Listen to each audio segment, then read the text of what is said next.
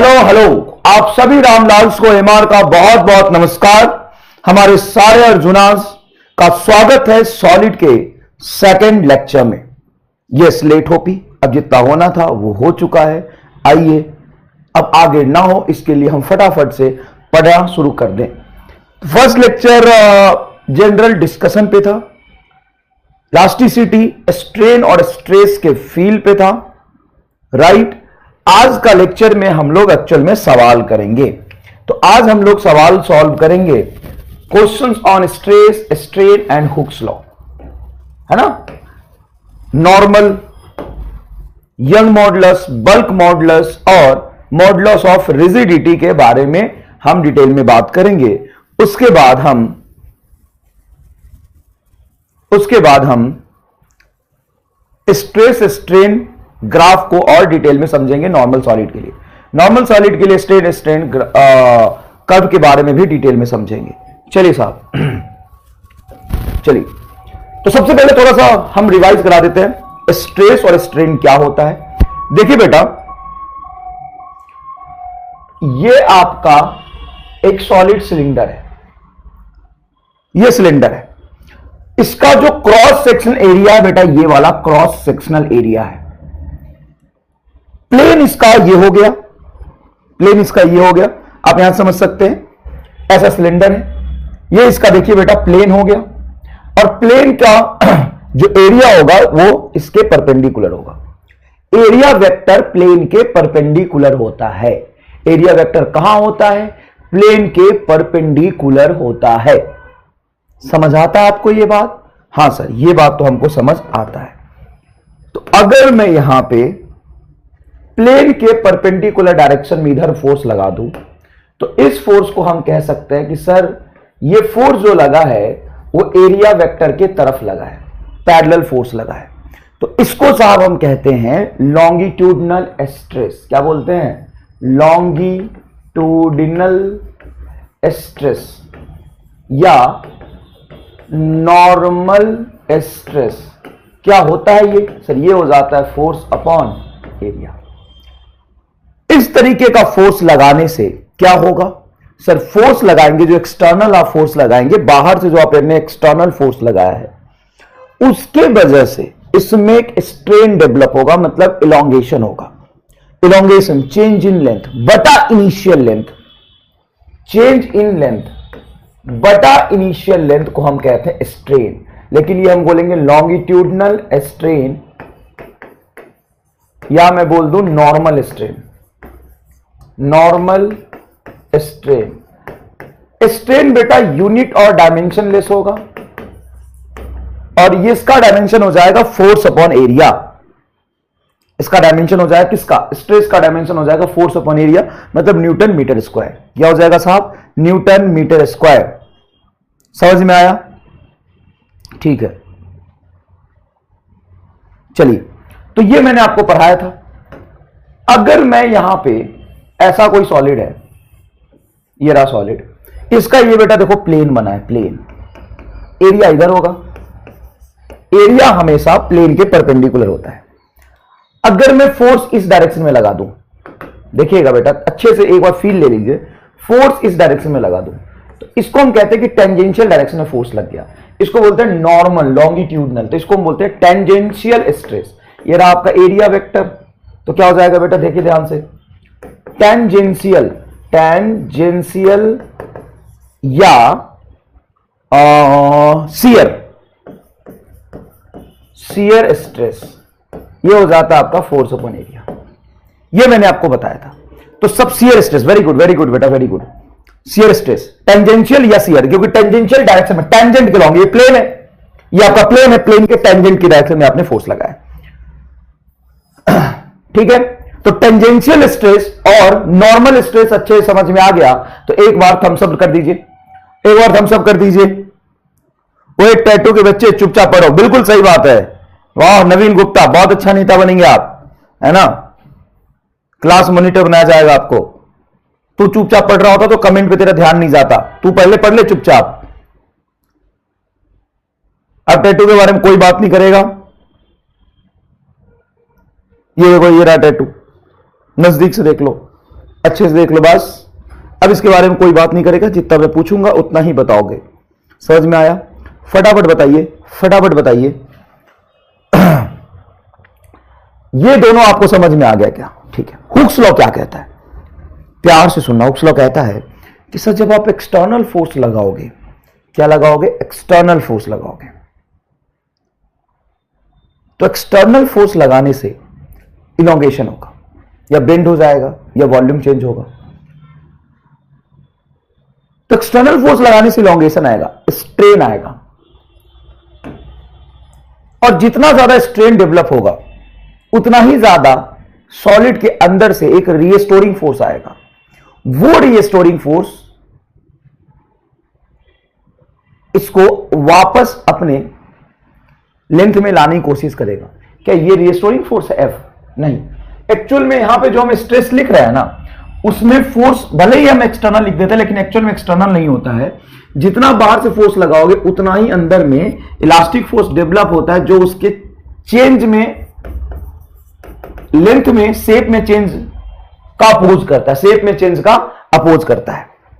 ये एक्चुअल में हम इलास्टिक फोर्स लिखते हैं, लेकिन वो इलास्टिक फोर्स एक्सटर्नल के क्या रहता है? बराबर रहता है, क्योंकि मैंने इसको यहां से बांध दिया हुआ है, तो एक्सेलरेट तो कर नहीं रहा। अगर कोई भी चीज एक्सेलरेट नहीं करता है तो उस पर नेट फोर्स कितना होना चाहिए? 0 होना चाहिए। तो जितना एक्सटर्नल फोर्स होगा उतना ही ज्यादा स्ट्रेन होगा, और जितना ज्यादा स्ट्रेन होगा उतना ज्यादा स्ट्रेस होगा। तो हम कहते हैं stress is directly proportional to strain. Stress is directly proportional to strain. Strain क्या होता है सर? चेंज इन लेंथ बटा इनिशियल लेंथ, और प्रोपोर्शनल कांस्टेंट यहां पे आ जाएगा गामा, जिसको हम कहते हैं Young modulus. Depends upon, sorry, does not depends upon stress and strain, only depends on, यहां लिख देता हूं, डिपेंड्स ऑन टेम्परेचर, और टेम्परेचर के इनवर्सली प्रोपोर्शनल होता है, ये मैंने आपको बता दिया था। यहां पे ध्यान से देखिएगा, force upon area is equal to gamma delta L by L. तो यहां से इलोंगेशन को क्या लिख सकते हैं बेटा? ये इनिशियल लेंथ को एल नॉट लिख लो। इलोंगेशन इस पूरे में क्या है? Delta L. तो डेल्टा एल को हम लिख सकते हैं इलोंगेशन, डेल्टा एल को लिख सकते हैं हम इलोंगेशन। वो हो जाएगा आपका एफ एल नॉट बटा ए गामा। देखिए एल नॉट यहां चला जाएगा, गामा नीचे चलाएगा, तो इलोंगेशन हो जाएगा बेटा आपका एफ एल नॉट बटा ए गामा। इस चैप्टर से 10 साल में सिर्फ 6 सवाल पूछे, 6 से 8 सवाल पूछे। मतलब किसी साल इससे सवाल आता भी है और किसी साल इस चैप्टर से सवाल नहीं भी आता है। उस 6 सवाल में से 4 सवाल इसी फॉर्मूले पे, 4 सवाल इसी फॉर्मूले पे। अब खुद ब खुद विजुअलाइज कर सकते हैं, रियलाइज कर सकते हैं कि ये चैप्टर कितना इंपॉर्टेंट है। बहुत कम इंपॉर्टेंट है, और उस कम इंपॉर्टेंट चैप्टर में ये बड़ा इंपॉर्टेंट है। क्योंकि सवाल भले ही कम आते हैं, लेकिन जितने आते हैं वो इसी फॉर्मूले से आते हैं। तो इसको आपको ध्यान से याद रखना है। ये तो हो गया आपका सारा का सारा लॉन्गिट्यूडनल केस के लिए। किसके लिए हो गया? लॉन्गिट्यूडनल के लिए। लेकिन यहां पे अगर आप शियर स्ट्रेस के लिए देखेंगे, तो शियर स्ट्रेस के लिए same, force upon area is equal to eta into theta. Theta क्या? वो बेंडिंग को रिप्रेजेंट करता है। अगर यहीं पे आप बल्क मॉडुलस के लिए देखें, बल्क मॉडुलस, तो बेटा बहुत इजी है। बल्क मॉडुलस का स्ट्रेस क्या हो जाता है? प्रेशर। वॉल्यूम पे चारों तरफ से, अच्छा एक ही ऑब्जेक्ट लेते हैं हम, वॉल्यूम लेते हैं, एक ही ऑब्जेक्ट लेते हैं हम, वॉल्यूम लेते हैं, है ना, स्फीयर लेते हैं। बल्क मॉडुलस को डिफाइन करते समय शेप हम कैसा लेते हैं? स्फेरिकल। तो एरिया पे फोर्स लगाएंगे तो change in pressure is equal to होता है माइनस बीटा डेल्टा वी बटा वी नॉट। ये आ गया आपका वॉल्यूमेट्रिक स्ट्रेन। याद है? प्लीज मुझे बता दीजिए क्या आपको ये वाला हुक्स लॉ याद है?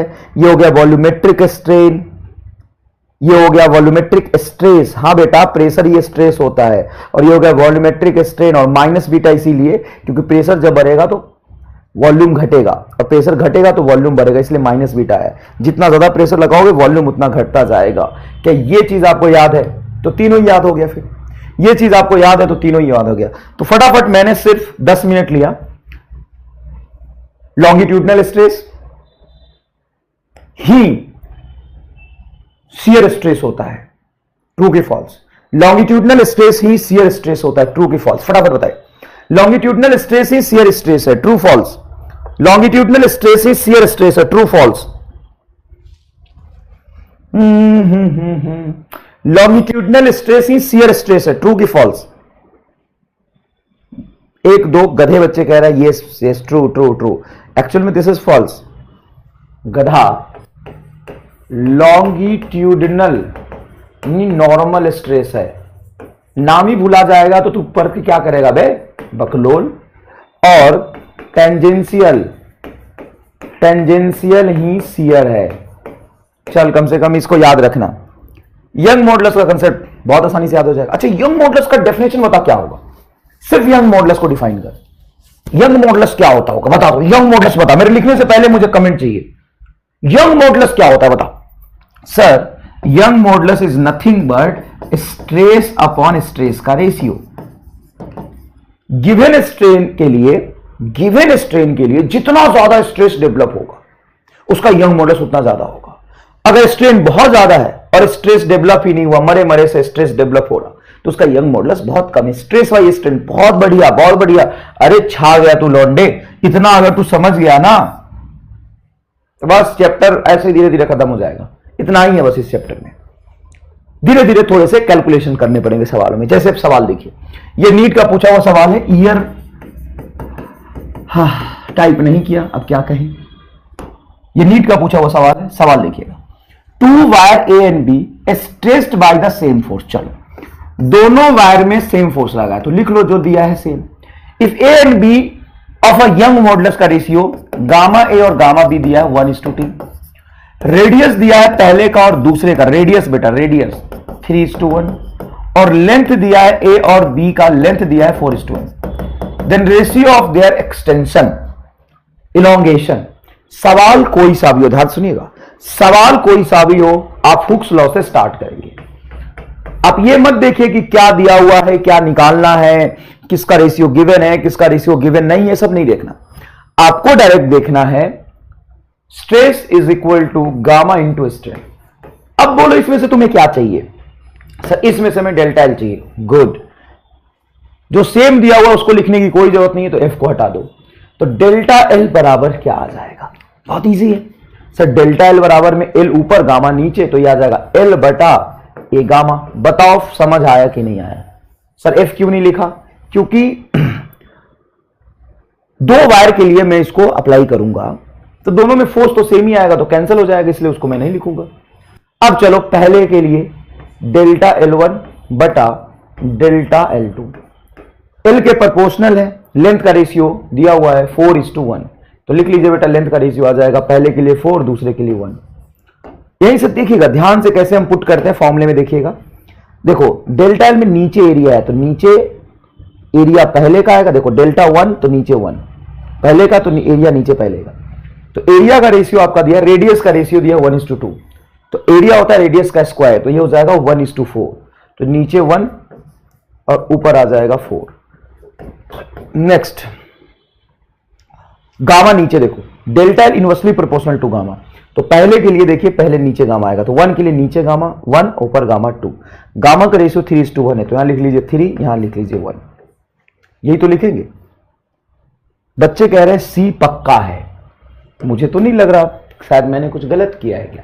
3:1 है तो सी पक्का कहां है? 16/3 आ रहा, पक्का तो नहीं है।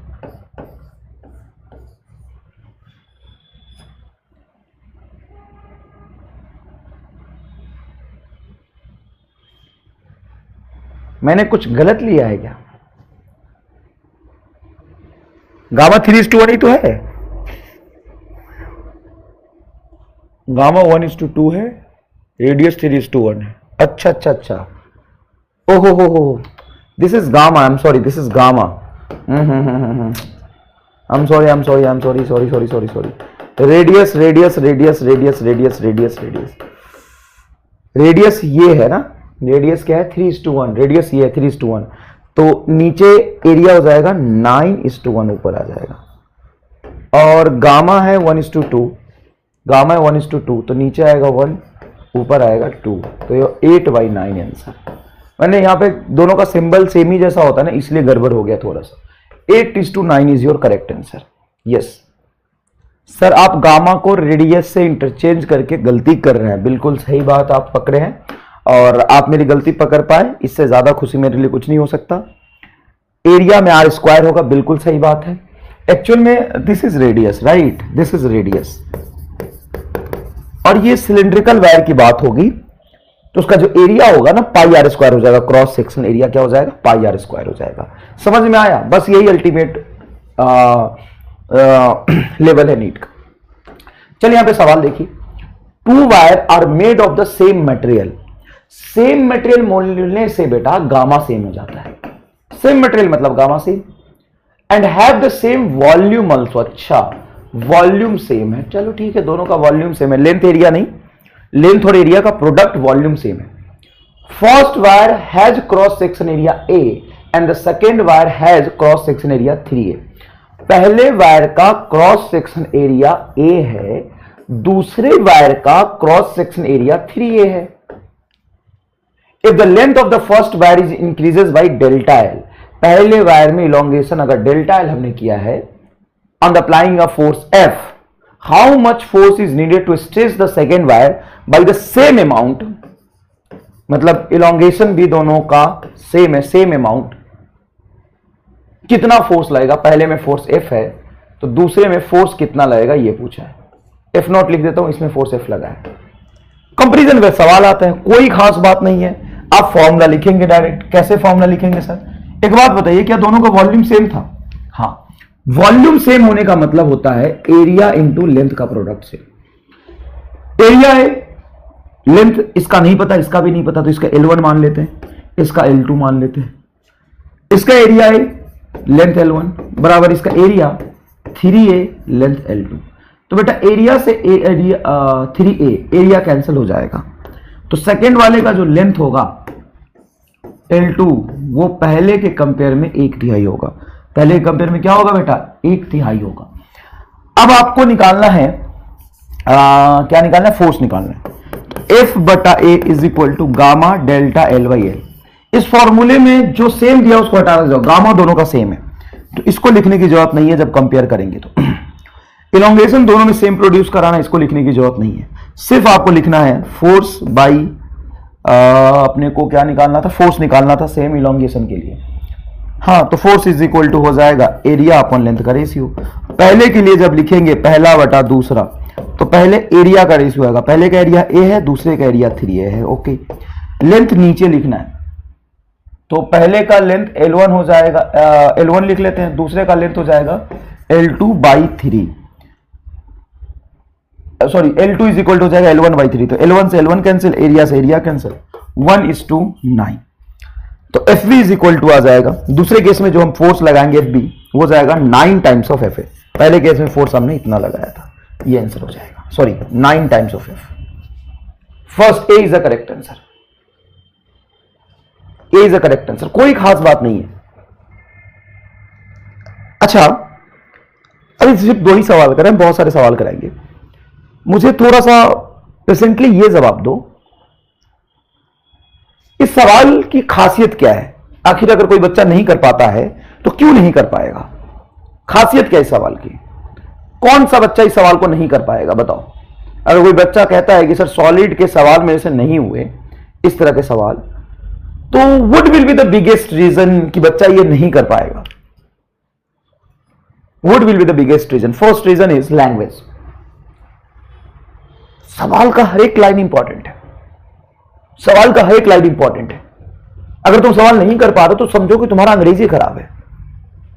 सिर्फ लैंग्वेज, सिर्फ लैंग्वेज सर, सिर्फ लैंग्वेज, हाँ सिर्फ लैंग्वेज, क्योंकि फॉर्मूला तो एक ही है।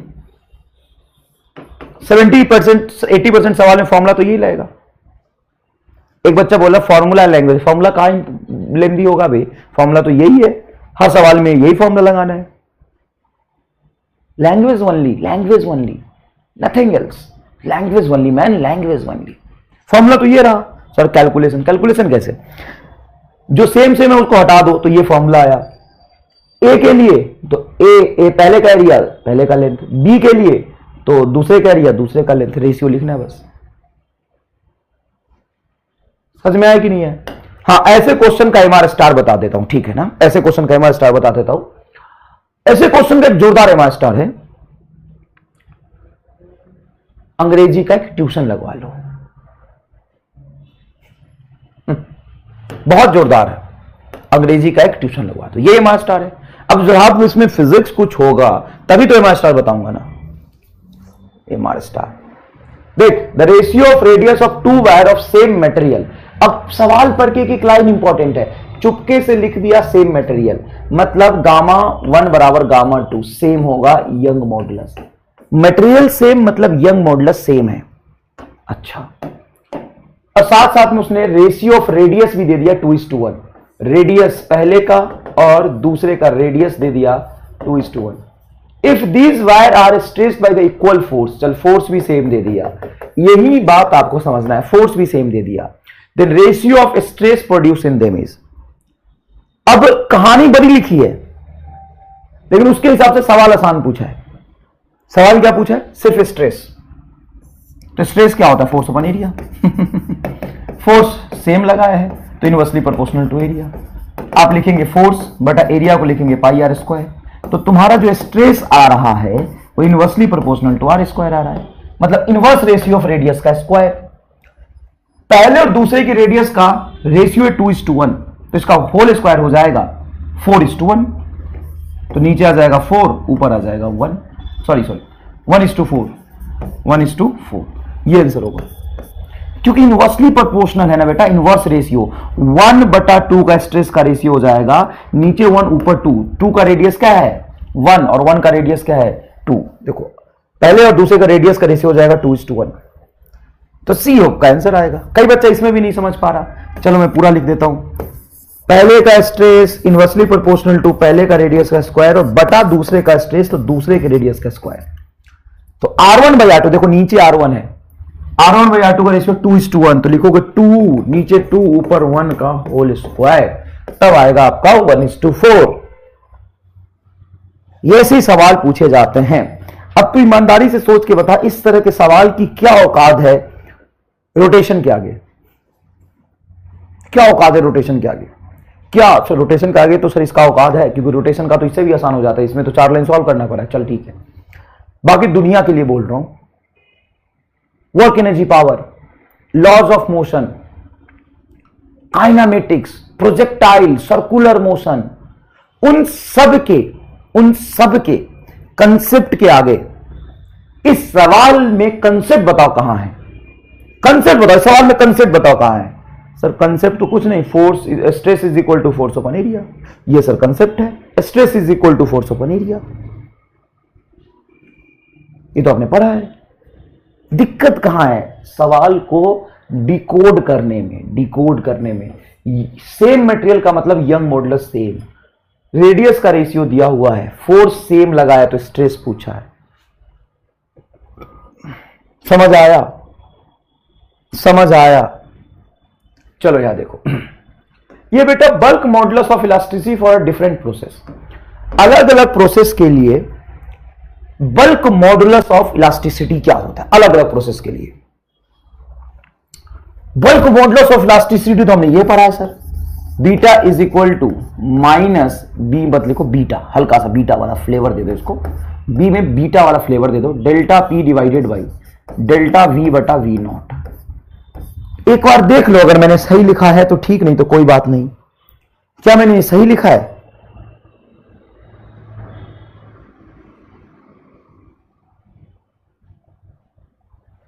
क्या मैंने सही लिखा है? सर आप पीटीएम में क्यों नहीं थी? माई लाइफ माई चॉइस, मेरी मर्जी, जो मैं पूछ रहा हूं उसका जवाब दे। सर पीटीएम में आया करो। अच्छा,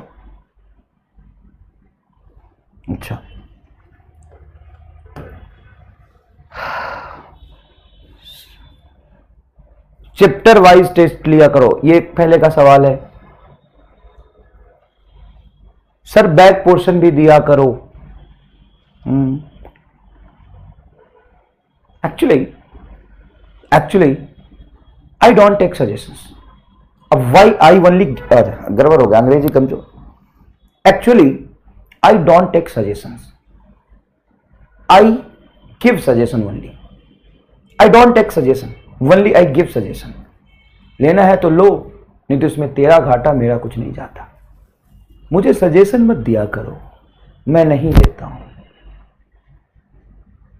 आई don't take suggestions only, I give suggestions. लेना है तो लो, नहीं तो इसमें तेरा घाटा मेरा कुछ नहीं जाता। चलो देखो,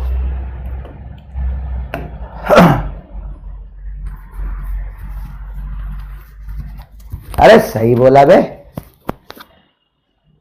ज्ञान की बातें कमेंट बॉक्स में ना करें, जो मैं पढ़ाऊं उसी से रिलेटेड डाउट पूछें और डाउट का जवाब दें। चल देख इधर, तो ये बेटा है तुम्हारा ऑब्जेक्ट जिसका वॉल्यूम है v, जिसका वॉल्यूम है v। बाहर से इसके सरफेस पर हर तरफ से फोर्स लगा है, बाहर से इसके सरफेस पे हर तरफ से फोर्स लगाया है, और वो फोर्स लगाया मैंने F, इसका क्रॉस सेक्शन एरिया है A।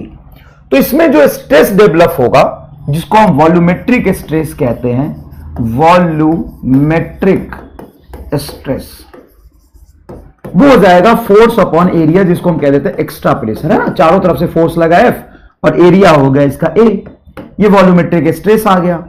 और वॉल्यूमेट्रिक स्ट्रेन क्या होता है बेटा, अच्छे से फील लेके थोड़ा सा धीरे समझना, वो होता है सर चेंज इन वॉल्यूम बटा इनिशियल वॉल्यूम। क्योंकि इस तरीके से अगर फोर्स लगाया जाए, चारों तरफ से इस तरीके से फोर्स लगाया जाए, तो इसके लेंथ में चेंज होगा, एरिया में चेंज होगा कि वॉल्यूम में चेंज होगा, बताइए किसमें चेंज होगा,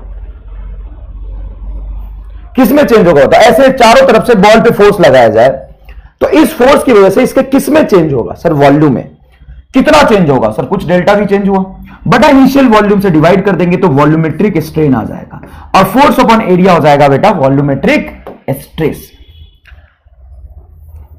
हुक्स लॉ कहता है, हुक्स लॉ कहता है volumetric stress is directly proportional to volumetric strain delta we by V naught. तो यहां से डेल्टा पी प्रोपोर्शनल कांस्टेंट हटा देंगे तो एक प्रोपोर्शनल साइन हटाएंगे तो प्रोपोर्शनल कांस्टेंट आएगा beta minus beta delta we by V naught. Minus किस वजह से आया मैंने बता दिया। तो बीटा का फॉर्मूला हो जाएगा, देखो बीटा का फॉर्मूला हो जाएगा minus delta p, beta is equal to minus delta P divided by delta we बटा we naught. Volumetric stress delta P बटा वॉल्यूमेट्रिक स्ट्रेन डेल्टा वी बटा वी नॉट। क्या ये बल्क मॉडुलस का फॉर्मूला समझ आया? Young modulus and bulk modulus में क्या डिफरेंस है? Young modulus and bulk modulus में क्या डिफरेंस है? Y delta p, yes yes yes, because actual में पहले से भी कुछ प्रेशर रहा होगा ना बेटा। हाँ, पहले से एटमॉस्फेरिक प्रेशर या कोई प्रेशर रहा होगा। अब एक्स्ट्रा फोर्स मैंने उस पर एफ लगाया तो उसकी वजह से चेंज इन प्रेशर आया बस। बताओ young modulus and bulk modulus में क्या डिफरेंस है? Sir bulk modulus volume change के करस्पॉन्डिंग आता है एंड ये सभी के लिए डिफाइंड होता है, defined for all, defined for liquid, gas and solid. Solid के भी वॉल्यूम को चेंज कर सकते हैं, लिक्विड के वॉल्यूम को भी चेंज कर सकते हैं, गैस के वॉल्यूम को भी चेंज कर सकते हैं। यह सबके लिए डिफाइंड होता है बीटा। यंग मॉडुलस सिर्फ सॉलिड के लिए डिफाइंड होता है। लिक्विड एंड गैस में यंग मॉडुलस जैसी चीज डिफाइंड ही नहीं होती, क्योंकि यंग मॉडुलस होता है चेंज इन लेंथ के क्रॉसपॉन्डिंग, और गैस का लेंथ चेंज नहीं होता। गैस का सीधा वॉल्यूम चेंज होगा ना, लेंथ चेंज से उसका क्या मतलब है? क्या इस बात का फील आया कि गामा सिर्फ सॉलिड के लिए होता है? गामा सिर्फ सॉलिड के लिए होता है। Once more please, yes yes, gamma सिर्फ सॉलिड के लिए होता है और बीटा सब के लिए होता है। चमका, गामा सब के लिए होता है, बीटा सब के लिए होता है, गामा सिर्फ सॉलिड के लिए होता है। चमका, जल्दी बताइए, चमका चमका। अरे बीटा वॉल्यूम चेंज, सॉलिड का भी वॉल्यूम चेंज कर सकते हैं, लिक्विड का कर सकते हैं, सब का कर सकते हैं।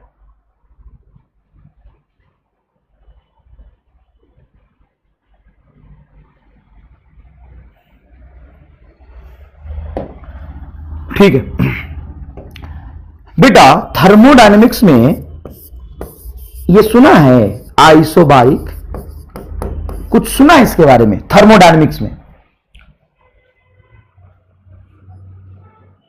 क्या सुना है बता, क्या सुना है बता? आइसोबारिक प्रेशर क्या सुना है? केमिस्ट्री में पढ़ा होगा ना, मैं भी पढ़ाऊंगा पूरा। केमिस्ट्री में तो नहीं पढ़ा होगा। थर्मोडायनेमिक है कि नहीं? थर्मोडायनेमिक्स केमिस्ट्री में है ना? नहीं सुना है क्या? थर्मोडायनेमिक्स केमिस्ट्री में नहीं पढ़ा तुम लोगों ने? How it is possible? Physical chemistry में थर्मोडायनेमिक्स पढ़ा होगा ना? है? अभी तक थर्मोडायनेमिक्स ही नहीं पढ़े, क्यों? नहीं है क्या 11th में?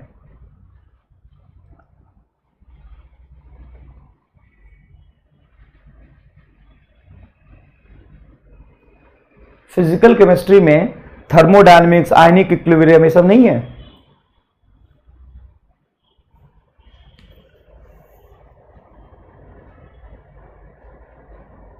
तो कहां है? कहां से आए हो भाई? युगांडा से आए हो क्या? युगांडा के बोर्ड का पढ़ाई कर रहे हो क्या? युगांडा बोर्ड वाले बच्चे हैं सारे। अभी नहीं पढ़ा होगा लेकिन है, नेक्स्ट चैप्टर में थर्मोडायनेमिक्स से स्टार्ट होगा। ठीक है, पढ़ेंगे फिर, मैं ही पढ़ा देता हूं थोड़ा बहुत। थर्मोडायनेमिक्स आयनिक इक्विलिब्रियम में खूब सारे एमआर स्टार लग जाते हैं। आयनिक इक्विलिब्रियम के सवाल करने में बहुत मजे आएंगे क्योंकि वो फिजिक्स जैसा ही है ना। उसके एमआर स्टार बच्चे ही मुझे भेजते रहते हैं कि देखो आयनिक इक्विलिब्रियम के सवाल को हम ऐसे कर सकते हैं, तो हम करेंगे बाद में। आइसोबैरिक प्रोसेस समझिए। आइसोबैरिक प्रेशर का प्रोसेस का मतलब होता है pressure constant. Pressure constant, gas इस तरीके से फिल्डेड है कि उसके प्रेशर को हमने कांस्टेंट मान लिया। सर अगर प्रेशर कांस्टेंट मानोगे तो चेंज इन प्रेशर क्या हो जाएगा? कोई कांस्टेंट चीज का डिफरेंशिएशन क्या हो जाता है? Zero. Ideal gas equation PV, sorry इसकी तो जरूरत ही नहीं है। आइसोबारिक प्रोसेस में चेंज इन प्रेशर क्या हो जाएगा? जीरो। तो बल्क मॉडुलस की वैल्यू क्या होगी? बल्क मॉडुलस तो होता है minus delta P divided by delta we by V, zero. तो किसी भी गैस का स्टेट में अगर थर्मोडायनेमिक्स अभी नहीं हुआ है, अब पढ़ेंगे थर्मोडायनेमिक्स पढ़ेंगे। किसी भी गैस का मैं थर्मोडायनेमिकल स्टेट चेंज कर रहा हूं, जैसे उसको हीट दे रहा हूं या उसको मैं कंप्रेस करने की कोशिश कर रहा हूं, कुछ कर रहा हूं, लेकिन वो सारी चीजें हो रही है कांस्टेंट प्रेशर पे, आइसोबारिक प्रोसेस। तो आइसोबारिक प्रोसेस के लिए bulk modulus of elasticity gas का क्या हो जाएगा? Bulk modulus of elasticity gas का हो जाएगा बेटा जीरो। बहुत इंपॉर्टेंट है समझना ये। Bulk modulus of elasticity of a gas at a constant pressure is zero.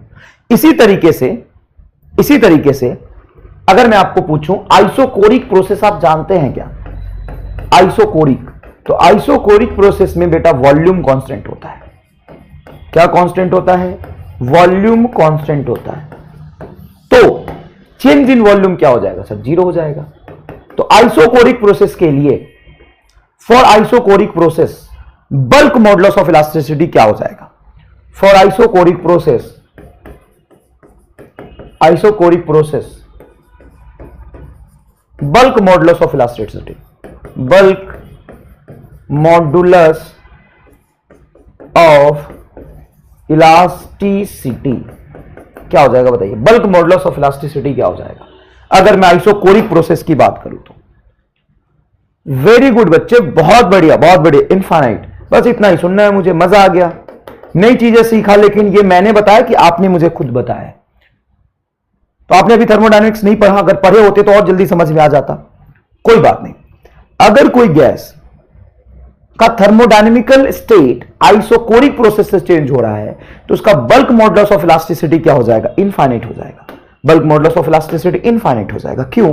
क्योंकि आइसोकोरिक प्रोसेस में वॉल्यूम कांस्टेंट, तो चेंज इन वॉल्यूम जीरो, और बीटा होता है डेल्टा पी बटा delta we by V. 1/0 is infinite, 1/0 is infinite.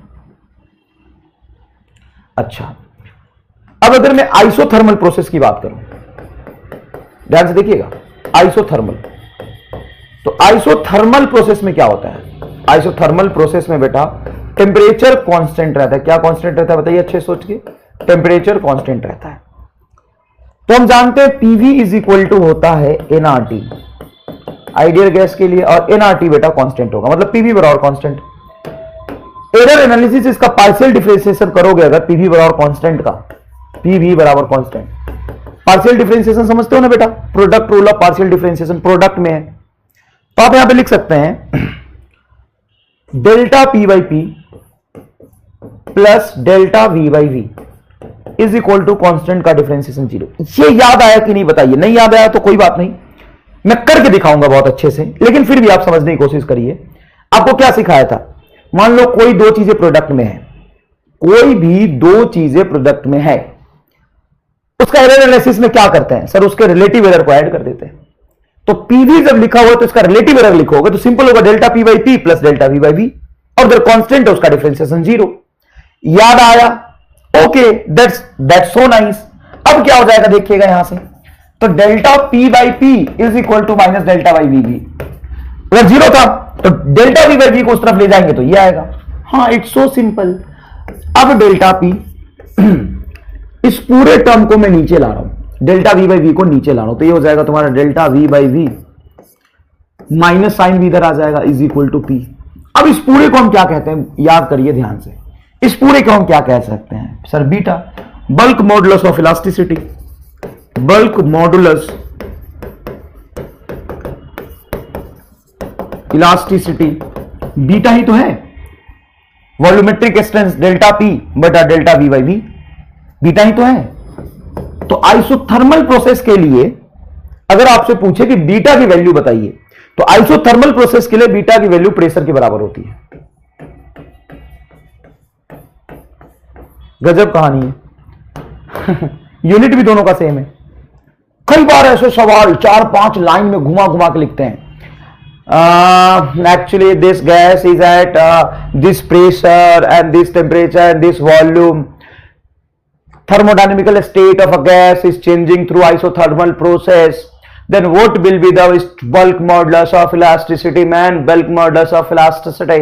Actually, bulk modulus of elasticity for isobaric is 0. For isochoric is infinite. For isothermal is pressure P. Beta is nothing but a P, man. Beta is nothing but a P. A gas is at temperature T, pressure P and volume V. Then what is the bulk modulus of elasticity for the isothermal process, man? This is nothing but equal to pressure.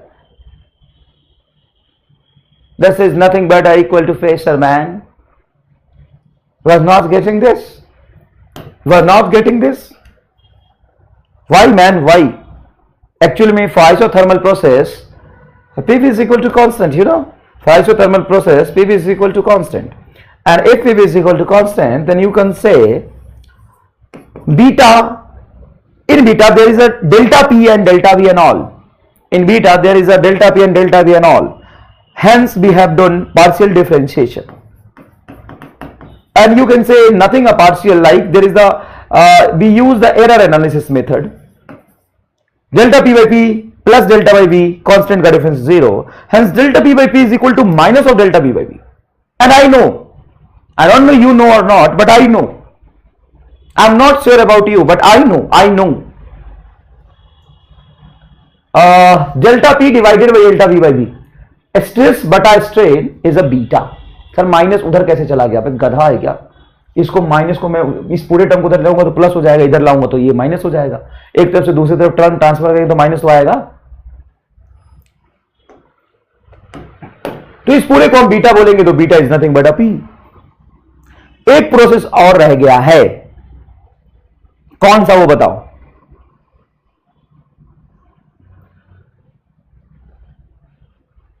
कौन सा बताओ? Full fail आ गया।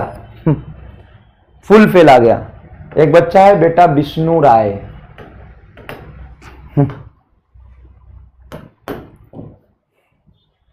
वो पूछ रहा है Y negative. लेकिन मेरा एक सवाल है तुम्हारे लिए, तुम अपने पिताजी से बोलना वाई आई, वो अपने पिताजी से पूछना वाई आई। तो यहां मत पूछ why there is a negative, अपने पिताजी से पूछना वाई आई, बस इतना पूछना। चलिए देख, एडियाबेटिक,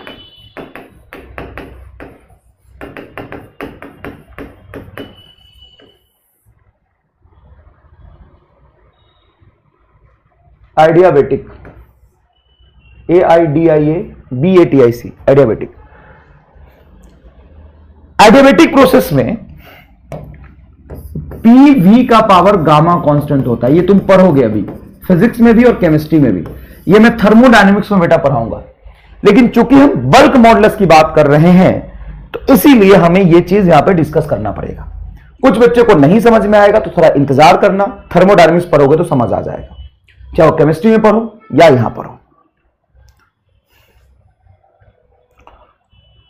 देखो ध्यान से देखना, पीवी पावर गामा कांस्टेंट है तो एरर एनालिसिस का मेथड यूज करो। सर बहुत सिंपल है, ये पी है तो ये हो जाएगा डेल्टा पी बाई पी। और जब हम एरर एनालिसिस का मेथड यूज करते हैं तो पावर का क्या करते बताइए?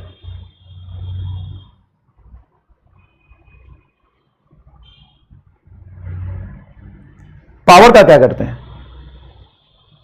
पावर का क्या करते हैं? तो पावर बाहर आ जाता है, gamma into delta we by V, constant का डिफरेंस जीरो। पावर को क्या करते हैं? बाहर लाके मल्टीप्लाई कर देते हैं। अरे बहुत तगड़ा इंसान है वे तू। नहीं इंसान नहीं, बहुत तगड़ा है, बाकी तो पता नहीं कि क्या है। अब सुन, इसको उधर ले जा। डेल्टा पी बटा V is equal to minus gamma delta we by V. हाँ ये ठीक है, थोड़ा इंतजार करो, कुछ तो गड़बड़ किया मैंने। There is a huge printing mistake, there is a huge printing mistake. Delta P by P होगा ये। अब सुनो ध्यान से, जो कहना उसको सुनो ध्यान से। ये डेल्टा वी बाई वी को नीचे ले आओ, ये पूरा delta why V by V delta P के नीचे लाओ। ये मल्टीप्लाई मैंने नीचे लाओगे तो डिवाइड में हो जाएगा, तो डेल्टा पी डिवाइडेड बाई ये टर्म नीचे आ जाएगा, delta we by V is equal to, minus को भी इधर लिया, is equal to P. Sir एक ये पी और गामा पहले से था तो गामा पी, ठीक है। इस पूरे को क्या कह सकते हैं? इस पूरे को क्या कह सकते हैं सर? इस पूरे को हम कह सकते हैं बीटा। तो बीटा इज नथिंग बटा गामा पी। फिर से ये मैं आपको याद दिला दूं, इस पे खूब सारे सवाल पूछे जाते हैं। इनफैक्ट नीट 2013 का सवाल है, नीट 2013 में ये सवाल ही पूछ लिया था, और वो थर्मोडायनेमिक्स और यहां दोनों जगह लिखा होता है ये सवाल कि gas is at temperature pressure and gas is diatomic gas at pressure P temperature T and gas is expand adiabatically, then what will be its bulk modulus of elasticity? For adiabatic process, bulk modulus of elasticity, for adiabatic process, bulk modulus of elasticity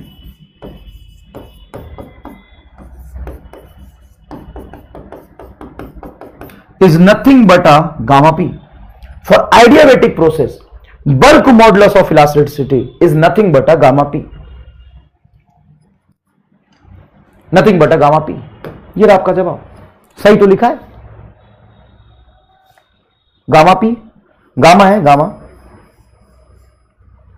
ये young modulus नहीं है, gamma है adiabatic exponent. ये gamma आप समझ रहे क्या है? एडियाबेटिक एक्सपोनेंट, वो गामा।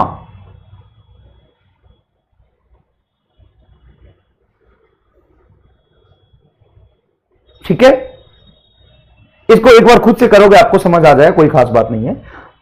मैंने बार बार बोल दिया है, अगर दो चार बच्चों को समझ नहीं आओगा तो चिंता मत करना, ये मैं दोबारा से थर्मोडायनेमिक्स में पढ़ा दूंगा। मुझे लगा था कि आप केमिस्ट्री में थर्मोडायनेमिक्स पढ़ चुके होंगे, इसलिए मैंने उठा लिया कि आपको थोड़ा फील होगा, लेकिन कोई बात नहीं।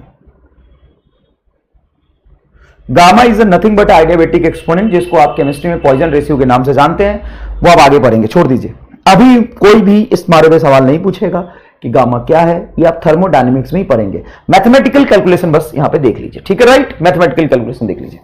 अब चलिए यहां पे एक सवाल पूछते हैं आपसे। मान लीजिए कि एक रॉड है जिसका यंग मॉडुलस है गामा, एरिया है ए, लेंथ है ना बेटा, सही लिखा ना गामा। अब मैंने फ्री रॉड पे दोनों तरफ से फोर्स लगाया है, gamma is Young modulus, no this gamma is not Young modulus. अब मैं क्या करूं, ये गामा यंग मॉडुलस नहीं है। इसको हम कुछ और कहते हैं, वो आगे पढ़ोगे, कोई बात नहीं। मैथमेटिकल कैलकुलेशन देख लो, वो थर्मोडायनेमिक्स में समझ आएगा, कोई दिक्कत नहीं बेटा। पहले ये बताओ, अब इस पे मैंने फोर्स लगाया, एफ आगे, और यहां से भी फोर्स मैंने लगाया, एफ आगे। इसमें इलोंगेशन कितना हो जाएगा ये बताइए। इलोंगेशन डेल्टा एल,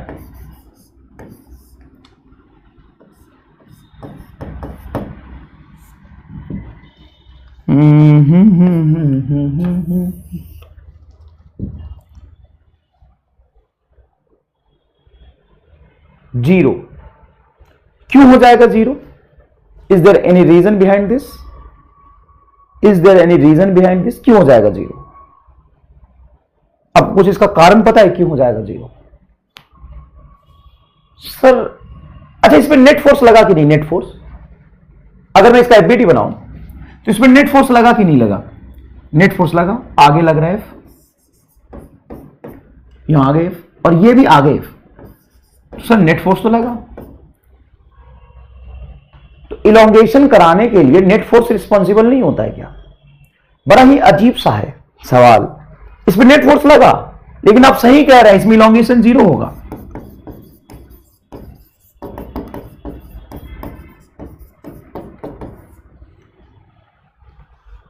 तो सर इलोंगेशन होता कैसे है?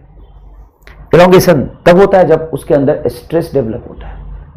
अब सर स्ट्रेस कैसे डेवलप होगा ये हम कैसे पता लगाएंगे? धीरे धीरे मैं सिखाता हूं। यस, फोर्स लगा इस पे 2F, लेकिन अभी भी इस पे इलोंगेशन जीरो है, क्योंकि जितना फोर्स इसने यहां पे आगे लगाया है उतना ही फोर्स इस पे मैंने आगे लगा दिया। ये फोर्स क्या करने की कोशिश कर रहा है सर? F फोर्स से इलोंगेट, और ये सर ये तो कंप्रेस करने की कोशिश कर रहा है। इसका कोशिश इलोंगेशन का, इसका कोशिश कंप्रेशन का, दोनों का एफर्ट सेम है। तो जितना ये इलोंगेट करेगा उतना ये कंप्रेस कर देगा। तो नेट इलोंगेशन एंड कंप्रेशन क्या हो जाएगा? नेट इलोंगेशन एंड कंप्रेशन क्या हो जाएगा आपका? जीरो। फील करके देखिए, हमने आपको दो तरह का स्ट्रेस पढ़ाया है। एक स्ट्रेस पढ़ाया है इलोंगेटिव, जो उसको खींचता है, और दूसरा फोर्स लगा है मैंने, दूसरा स्ट्रेस मैंने पढ़ा है कंप्रेसिव। ये क्या करने की कोशिश कर रहा है सर? कंप्रेशन पैदा कर रहा है, और ये इलोंगेशन पैदा कर रहा है। तो नेट कितना हो जाएगा? दोनों कैंसिल हो जाएगा। अच्छा हाँ, अब अगर मैं इस पे पूछूं आपसे, इस पे ध्यान से देखिएगा, इस पे पूछूं, ये भी रॉड है जिसका यंग मॉडुलस है गामा, एरिया है ए, लेंथ है ना, ये बेटा गामा ऐसे लिखा देखो, लेंथ है। इसमें इलोंगेशन बताओ कितना होगा? इलोंगेशन आराम से सोच के बताना, इसमें इलोंगेशन कितना होगा? तो सर ये इलोंगेट करना चाह रहा आगे एफ फोर्स से, और ये भी इलोंगेट करना चाह रहा है इसको पीछे फोर्स एफ लगा के। तो इसमें हम नेट फोर्स कितना लेंगे? इसमें नेट फोर्स हम एफ ही लेंगे। इसका नेट एक्सेलरेशन कितना हो जाएगा इस रॉड का? जीरो। नेट फोर्स जीरो इस पे। अगर मैं तुमसे नेट फोर्स पूछूं, नेट एक्सटर्नल फोर्स पूछूं इस पे, नेट एक्सटर्नल फोर्स, तो क्या हो जाएगा बताओ?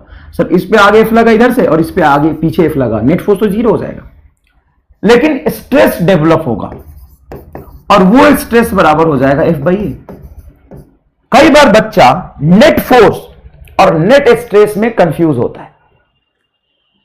एक बात बताओ, मान लो तुम यहां पे खड़े हो, ये तुम्हारा शकल है, ध्यान से देखना, ये तुम्हारा शकल है, मैं दोनों तरफ से 50-50 न्यूटन का थप्पड़ मार दूं, तुम एकदम लहराता हुआ हवा में, गहराता हुआ लहराता हुआ है, और दोनों तरफ से ऐसे मैंने 50 न्यूटन का थप्पड़ लगाया, 50 न्यूटन ईच, 50 न्यूटन ईच। तो इधर से 50 न्यूटन, इधर से 50 न्यूटन। तो नेट फोर्स बता, आराम से जो पूछूंगा उतना बताना। नेट फोर्स बता सर, इधर से 50 न्यूटन इधर लाने की कोशिश करेगा, ये 50 न्यूटन इधर, तो नेट फोर्स क्या हो जाएगा? Obviously zero. Net force is zero. तो नेट फोर्स जीरो है मतलब तुम्हें कोई दिक्कत तो नहीं होगा ना? नेट फोर्स जीरो है मतलब तुम्हें कोई समस्या तो नहीं आएगी ना? सोचो, समस्या आएगी कि नहीं? सोचो।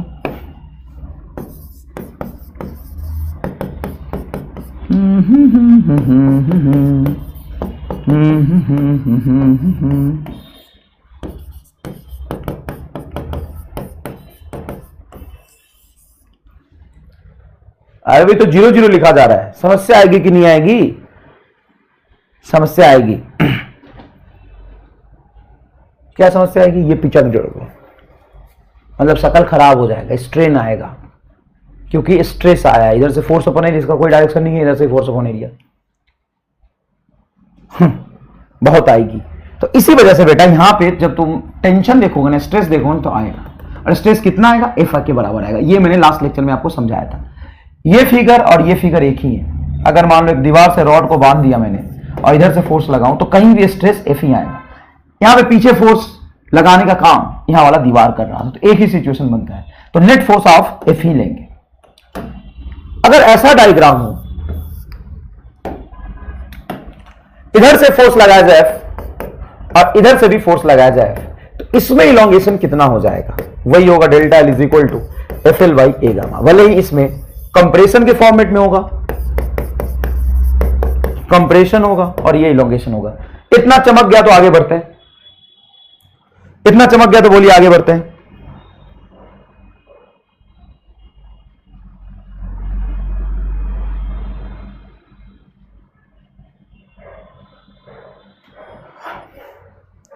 मतलब इतना चमक गया तो हम आगे बढ़े, ठीक है।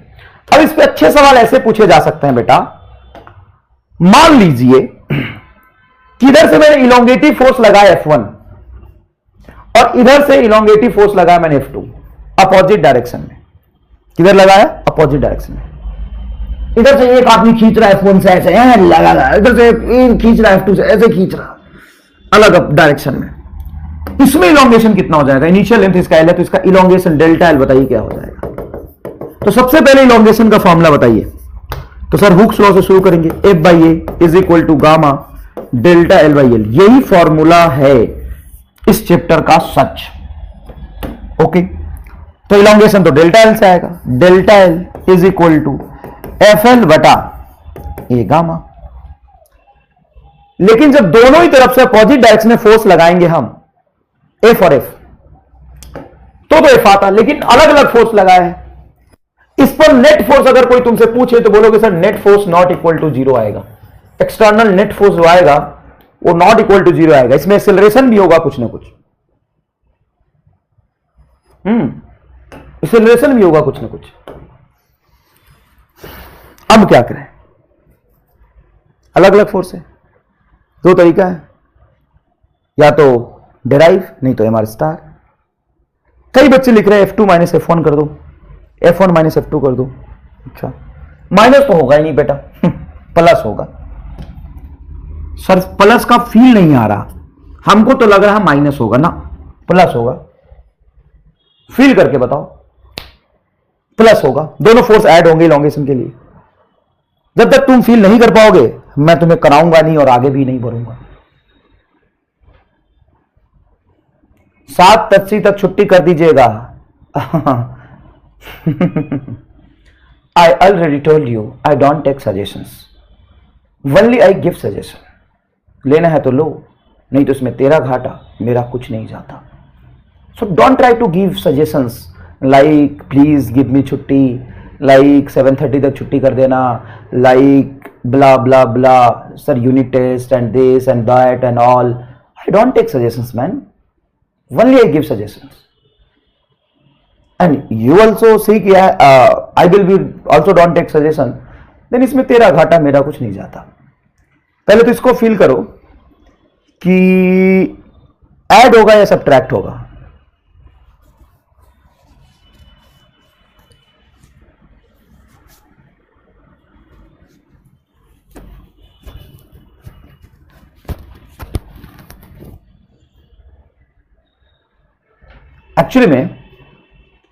एक्चुअल में देख इधर,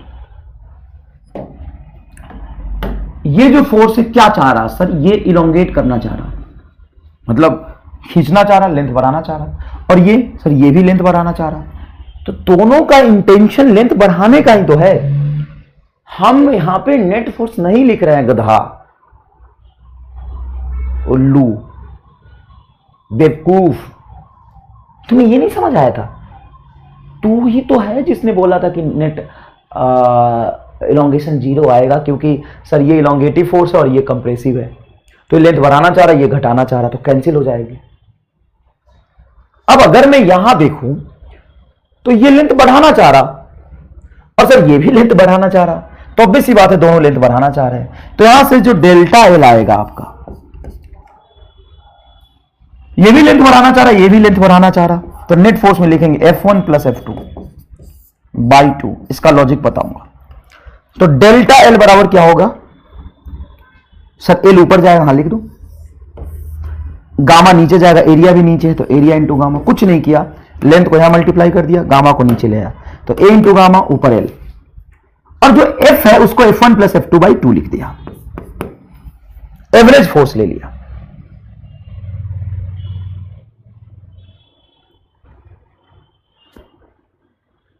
एक बच्चा कह रहा सर फिर तो मॉड लेना होगा। बेटा मैं यहां पे नेट फोर्स लिख ही नहीं रहा, और मैं तो सबट्रैक्ट कर ही नहीं रहा, ऐड कर रहा हूं। तुम्हें निगेटिव नहीं लेना, दोनों का मैग्नीट्यूड लिखना है, यहां पे वेक्टर फॉर्म में नहीं लिखना है, लिखा है मैंने। दोनों अगर इलोंगेटिव है तो दोनों को ऐड करो, दोनों कंप्रेसिव है तो ऐड करो, एक इलोंगेटिव है और एक कंप्रेसिव है तो सबट्रैक्ट करो। लिखो अपने हाथों से, कलम से लिखो, लिखो F इलोंगेटिव है, F1 इलोंगेटिव है, F2 इलोंगेटिव है तो ऐड करो, दोनों कंप्रेसिव है तो ऐड करो, एक इलोंगेटिव और एक कंप्रेसिव है तो सबट्रैक्ट करो। लिखो। अब सर ये 2 का लॉजिक समझ नहीं आया, तो MR स्टार किस दिन काम आएगा? अगर ऐसा होता, इफ आई एज्यूम कि फोर्स F1 बराबर F2 बराबर F होता, इधर से भी F लगा, इधर से भी F लगा है, तो सर ये तो फोटो ये बनेगा, दोनों तरफ से देखो F लगा है, तो ये इलोंगेशन आना चाहिए FL बाई ए गामा। देखो अगर आएगा तो सही है, नहीं तो गलत है। तो यहां पे जो इलोंगेशन है डेल्टा एल, वो आना चाहिए FL बटा ए गामा, सिंपल रख के देखो। तो सर ये भी F प्लस F, तो 2F बाई 2, 2 से 2 कैंसिल हो जाएगा। आ रहा है यार, एकदम आ रहा, एकदम आ रहा। देखो अगर मैं सिर्फ F1 प्लस F2 लिखता तो क्या इस लॉजिक को जस्टिफाई कर पाता? सर ये लॉजिक ही नहीं समझ में आया। ये देखिए यहां पे युगांडा की जनता, देख यहां पे इधर से फोर्स कितना लगा है सर, F इलोंगेटिव, ये क्या है F इलोंगेटिव। तो बीच में कहीं भी स्ट्रेस जो डेवलप होगा किसकी वजह से होगा सर, F की वजह से। तो सिंपल हुक्स लॉ के according F by A is equal to gamma delta L by L, ये पढ़ाया था मैंने। अगर मैंने ये पढ़ाया था तो ध्यान से देखिए, डेल्टा एल बराबर क्या होगा सर, F एल बटा ए गामा, ये होगा। Very cool. दोनों तरफ से F फोर्स लगाऊं तो F L by A gamma आना चाहिए। इधर से लगा आगे F, इधर से लगा पीछे F, तो बीच में स्ट्रेस जो डेवलप होगा वो F के कॉरस्पॉन्डिंग हुआ, आगे भी F पीछे भी F।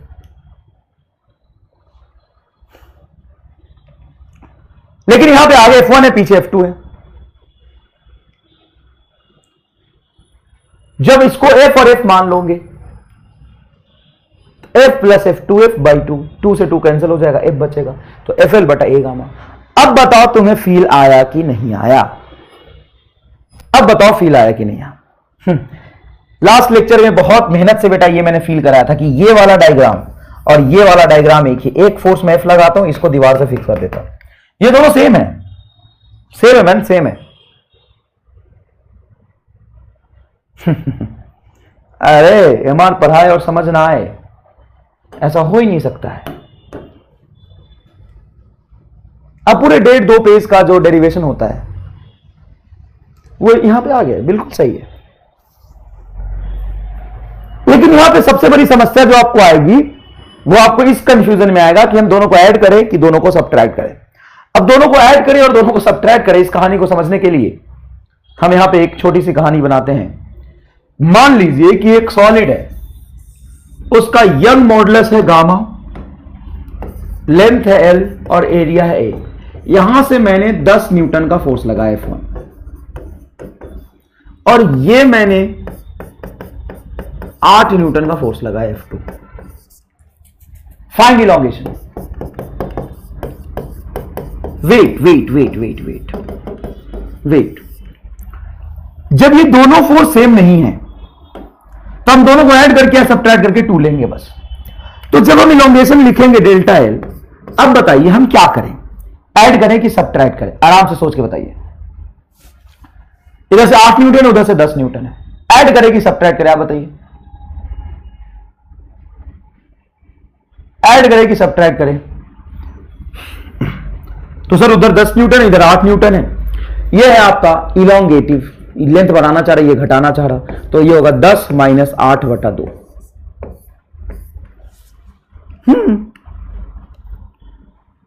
इंटू एल बटा ए गामा।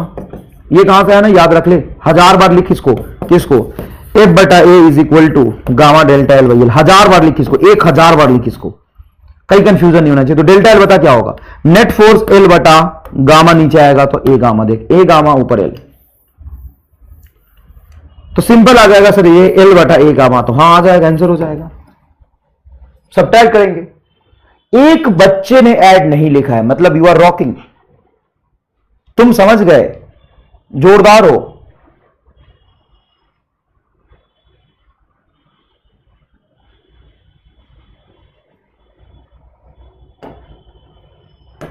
आठ माइनस 10 - 8 2, नीचे 2, आगे आंसर। अभी पूछ रहे वाई सब्ट्रैक्ट, 2 से डिवाइड क्यों किया, सबका जवाब दे रहा हूं बस। हे भगवान, यहां पे सब्ट्रैक्ट इसलिए किया है कि ये आगे खींचने का मतलब है कि इसका लेंथ बढ़ाना चाह रहा है, और ये आगे धक्का देने का मतलब ये लेंथ घटाना चाह रहा है। तो दोनों का इंटेंशन अलग अलग है, दोनों का इंटेंशन अलग अलग है, एक कंप्रेसिव है और एक इलोंगेटिव है। एक बात बताओ, अगर ऐसा होता, इधर F1 लगता 10 न्यूटन का और इधर F2 लगता 10 न्यूटन का, अब बताओ तो इलोंगेशन कितना होगा, बोलो तो, व्हाट इज द इलोंगेशन? चलो ना, दूसरा फील्ड भी है मेरे पास, वो मैंने अभी नहीं खोला था, ये बताओ। इधर से मैंने 10 न्यूटन आगे लगाया फॉरवर्ड डायरेक्शन में, इसको पुल किया और इसको पीछे से आगे की तरफ धक्का मारा, मतलब पुश किया 10 न्यूटन से, तो इलोंगेशन कितना होगा ये बताओ, इलोंगेशन कितना होगा बताओ। अब जीरो बोल रहा है ना, अब जूता निकाल के मारूंगा तुम्हें। कैसे आया जीरो बता, तो बदतमीज, कैसे आया जीरो बता, ले ऐड कर दे, ऐड करेंगे, लेकर ले, इलोंगेशन डेल्टा एल बराबर F1 plus F2 by 2 L gamma, L by A gamma, लिख 10 और 10 20, 20/10, ले 10 एल बटा ए गामा, कर तू ऐड कर। ऐड क्यों करेंगे, सब्ट्रैक्ट क्यों करेंगे, गधा कहीं का। मतलब कहां से आते हो तुम लोग, समझ नहीं आता है, बहुत ही खराब वर्ड आ रहा है मेरे दिमाग में, बोल नहीं पा रहा हूं बस। कैसे हुआ जीरो, बता ना कैसे हुआ जीरो? क्योंकि सर इसको आगे 10 से न्यूटन से खींचोगे तो लेंथ बढ़ाना चाहेगा, लेकिन पीछे 10 न्यूटन से इसको आगे धक्का दे दिया, मतलब लेंथ घटाना चाहेगा। जितना लेंथ ये बढ़ाना चाहेगा उतना लेंथ घटाना चाहेगा, सिंपल सी बात है। तो इसमें इलोंगेशन जीरो आएगा, ये रॉन्ग है। कैसे आएगा जीरो? जब आप सब्ट्रैक्ट करेंगे। सर हम क्यों सब्ट्रैक्ट करेंगे? क्योंकि एक लेंथ घटाना चाह रहा है, एक बढ़ाना चाह रहा। तो तुम्हें यहां पे डायरेक्शन नहीं देखना,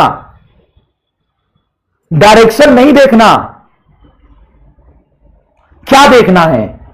इलोंगेटिव एंड कंप्रेसिव का नेचर देखना है। ये क्या कर रहा है? बाप रे बाप, थक गया मैं, अब नहीं बोलूंगा।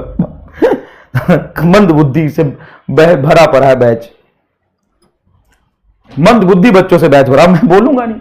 क्या बोलूं यार, 10 20 40 बार बोल चुका मैं एक ही बात को। ये आगे खींचने से लेंथ बढ़ता है और पीछे धक्का।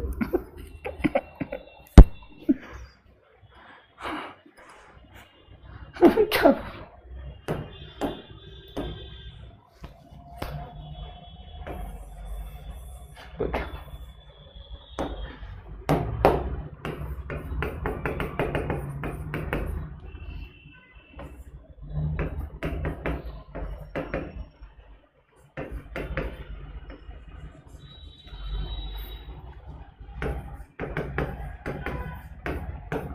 बता इलोंगेशन?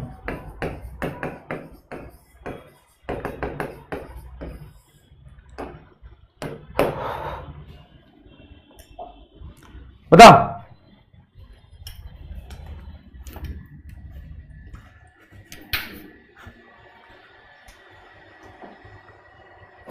एक्चुअली मानसिक रूप से विकलांग हो तुम लोग। एक होता है जिसका कान खराब होता है ना, उसको बहरा कहते हैं। जिसका हाथ नहीं होता है उसको हम अपाहिज कहते हैं, जिसका टांग नहीं होता है उसको हम लंगड़ा कहते हैं, और जिसका दिमाग नहीं होता है उसको हम बकरा कहते हैं। आप तुम बकरा हो एकदम बिना दिमाग वाले।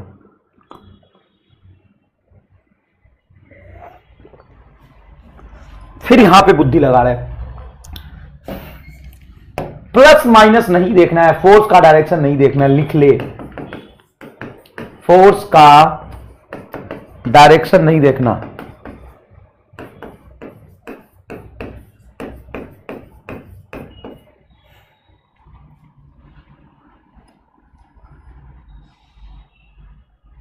फाइव कैसे आ रहा है यार? ऐसे करेंगे मेरे हिसाब से सवाल तो। डेल्टा एल बराबर F1 प्लस F2 बाई 2 हो जाएगा 20 और 10, ये कंप्रेस और इलोंगेट कर रहा है तो 20 माइनस 10 बटा 2 एल बटा ए गामा। 20 में से 10 जाएगा तो हो जाएगा 10 बटा 2 5 एल बाई ए गामा। ले, एक कंप्रेशन कर रहा एक इलोंगेशन कर रहा। भाई साहब अभी भी समझ नहीं आएगा, देख इधर 10 सवाल करा दिया। Gamma gamma gamma area length, इधर से फोर्स लगाया 10 न्यूटन और इधर से फोर्स लगाया 20 न्यूटन। बताइए इलोंगेशन कितना होगा? तो 20 10 30 15 एल बटा ए गामा। अगर गलत हुआ तो भगा देंगे युगांडा।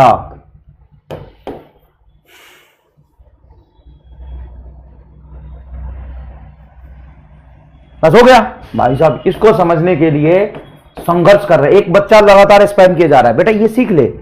तो स्पैम करे नीचे 2 कैसे आया 2 कैसे आया, वो डेरिवेशन से आया है, बहुत लंबा डेरिवेशन है, वो नहीं आता एग्जाम में, बोर्ड में भी नहीं आता, इंटीग्रेशन से आया है। अब 2 का आना नीचे 4 केस में मैंने फील दिला दिया, तो अब रट लेना।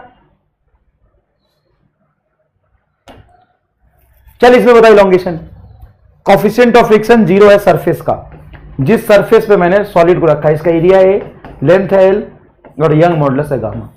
इधर से फोर्स लगा है सिर्फ एफ, तो इसमें इलोंगेशन कितना होगा? इसमें इलोंगेशन कितना होगा बता?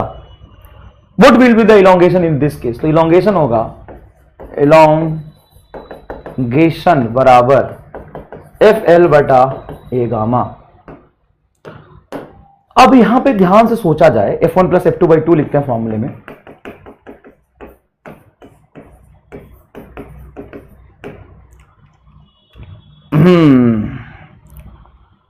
हाँ, अपनी बुद्धि के हिसाब से आप सही जवाब दे रहे हैं 0।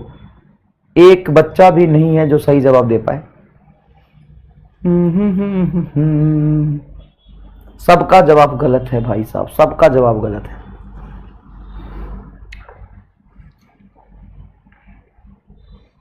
मैं नहीं पढ़ा रहा यार।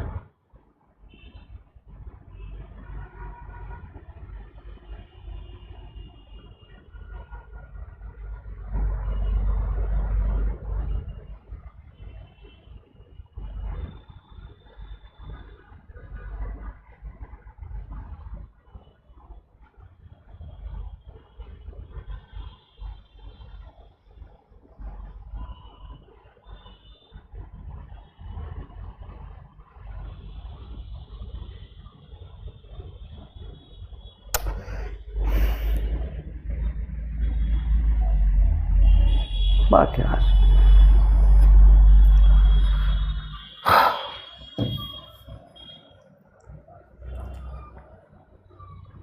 एक तरफ से आपने फोर्स एफ लगाया है, दूसरी तरफ से 0 लगाया है, तो यहां पे जब फॉर्मूला लगाओगे तो F1 की वैल्यू F दी हुई है, उधर से 0 दिया हुआ है, बटा 2 is equal to L by A gamma.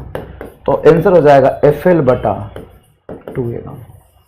Sir लेकिन हमको लग रहा है कि 0 आएगा। अरे तुमको कैसे लग सकता है? तू तो गधा है, तुमको कैसे लग जाएगा कुछ भी? एक बोला सर इनफाइनाइट होगा।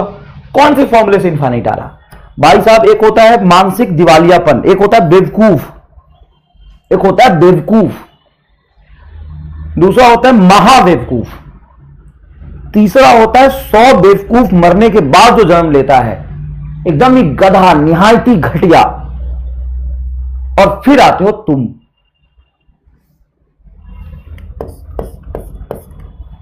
फिर आते हो तुम। मैंने तुम्हें फॉर्मूला बताया कि डेल्टा एल बराबर ये लगाओ F1 plus F2 by 2 L बटा ए गामा। ये लगाओ फॉर्मूला। एक तरफ से कोई भी फोर्स नहीं लगाया, ये एंड फ्री है, ये एंड फ्री है। तो यहां से F को 0 रख दो, F2 0 हो गया, ये F आ गया F। लेकिन सर इतना ही आएगा, हमको फील नहीं आ रहा, हमको लग रहा है कि 0 ही आएगा।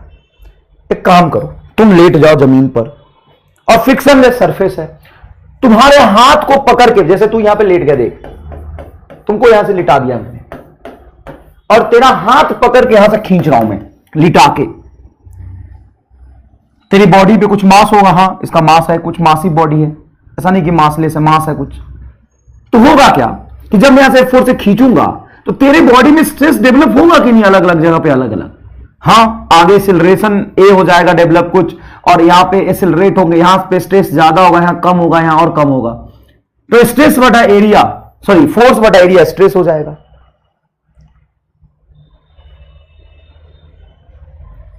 नहीं, मैं ड्राइव ही करूंगा, चल मैं ड्राइव करता हूं, हटा।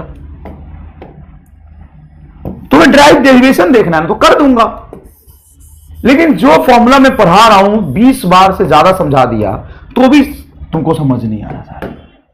देख इधर, ये मैंने सरफेस पे रख दिया यहां पे, मान लो इसका मास m है, एरिया a है, यंग मॉडुलस गामा है, लेंथ l है, तो एक्सीलरेशन क्या हो जाएगा sir, force upon area, acceleration हो जाएगा। यही होगा एक्सीलरेशन, हाँ एक्सीलरेशन हो जाएगा। अब मान लो कि यहां से कहीं भी एक्स लेंथ पर जाके टेंशन देखता हूं कितना होगा, यहां पे टेंशन एक्स पॉइंट पे टेंशन कितना होगा, तो ये एनएलएम का सवाल आ गया। किसका सवाल आ गया, एनएलएम का सवाल आ गया। यहां पे टेंशन निकालो, नहीं नहीं निकालना पड़ेगा, आपको करना पड़ेगा, एनएलएम का सवाल है बेटा, आपको करिए, करना पड़ेगा, ये ऐसे नहीं, करिए, यहां पे टेंशन निकालिए। तो बोलेंगे सर यहां पे टेंशन निकालने के लिए हम इस वाले पीछे वाले पोर्शन का एफबीडी बना लेते हैं। अब इसका टोटल लेंथ कितना था L, उसमें से x घटा देंगे तो बचे हुए का लेंथ क्या हो जाएगा, बटे हुए का लेंथ हो जाएगा L माइनस एक्स। तो इसका मास कितना होगा, और ये आगे वाला जो पोर्शन है इस पीछे वाले पोर्शन को आगे की तरफ खींचेगा, वही तो टेंशन है Tx। तो फोर्स टेंशन बराबर हो जाएगा मास इंटू एक्सीलरेशन। अब एक्सीलरेशन कितना है सर, फोर्स बटा एरिया, तो यहां पे एक्सीलरेशन लिख दीजिए, फोर्स सॉरी फोर्स बटा मास, एक्सीलरेशन हो जाएगा फोर्स बटा मास। आई एम सॉरी बेटा, ये गलती कर दिया मैंने, एक्सीलरेशन हो जाएगा फोर्स बटा मास। तो एक्सीलरेशन को लिखिए फोर्स नेट एफ बटा मास एम। इसका मास बताइए क्या होगा, तो यूनिटरी मेथड से जब इसका मास निकालेंगे तो इसका मास हो जाएगा m बटा L into L minus x, ये मास हो जाएगा। यहां से मास कैंसिल करेंगे, देखिए ना, ये मास से मास कैंसिल होगा, तो एक्स लेंथ पे जो टेंशन आएगा वो आएगा बेटा आपका F by L into L minus x, F by L into L minus x, ये आएगा। समझ गए ये बात, समझ गए ये बात, ठीक है, ये आ गया। काव्या सर हम्बल रिक्वेस्ट है, आई डोंट टेक सजेशन बेटा, जब समय आएगा तो मैं खुद ही कराऊंगा, नहीं तो खुद पर सब मैं ही करा दूं। एग्जाम में मुझे ले जाना, सर एग्जाम है चलो ना, चप्पल निकाल के मारूंगा, रिवीजन करा दो। मतलब खुद कुछ मत करो, कुछ मत करो खुद, अरे कॉपी निकाल के बैठ के पढ़ना, ये नहीं होगा तेरे से, कॉपी निकाल के खोल के बैठ के पढ़, रिवीजन करा दो।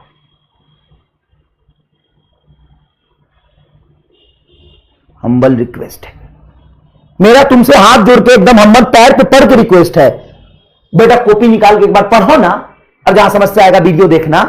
एकदम हाथ जोड़ के पैर पे लेट गया तुम्हारे काव्या बेटा, हाथ जोड़ के पैर पे लेट गया मैं तुम्हारे, खुद निकाल के एक बार देखो ना, कॉपी पढ़ो ना, कॉपी खोल के पढ़ो, सब कुछ पढ़ा लिखा हुआ है कॉपी में, पढ़ो उसको, दिक्कत है तो वीडियो देखो।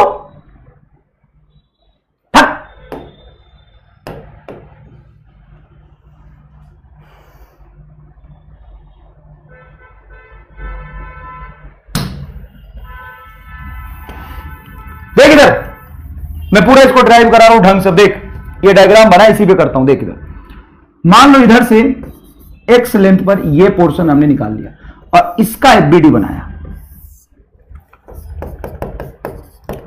यहां से पोर्शन इसलिए लिया मैंने क्योंकि यहां से निकालना बेटा क्या होगा, आसान होगा, इजी होगा। यहां से एक्स लेंथ पे ले लिया। तो जब इसका एफबीडी बनाएंगे आप, तो यहां पे टेंशन क्या होगा, निकालना है। तो इस पूरे रॉड का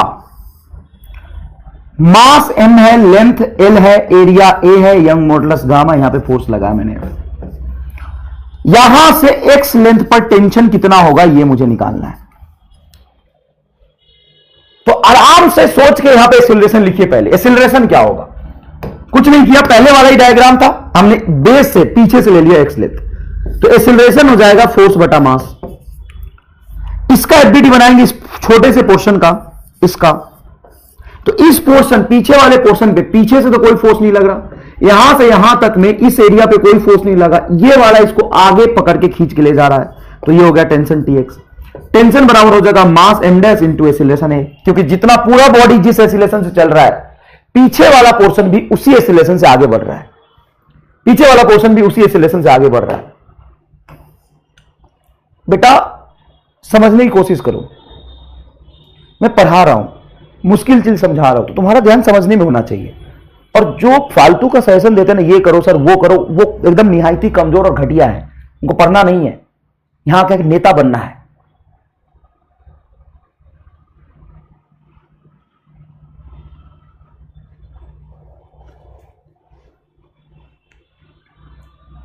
मास निकाल। अब तुम्हें मास निकालना नहीं आएगा और एनएलएम का रिवीजन करना है। मास निकालना नहीं आएगा तुम्हें। अगर पूरे रॉड का मास m है, तो यहां से यहां तक x लेंथ का मास बताओ। ये छठी क्लास में पढ़ता, तू छठी क्लास का रिवीजन कर, छठी क्लास का रिवीजन कर, तू छठी क्लास का, यहां मत कर, एनएलएम का रिवीजन करेंगे।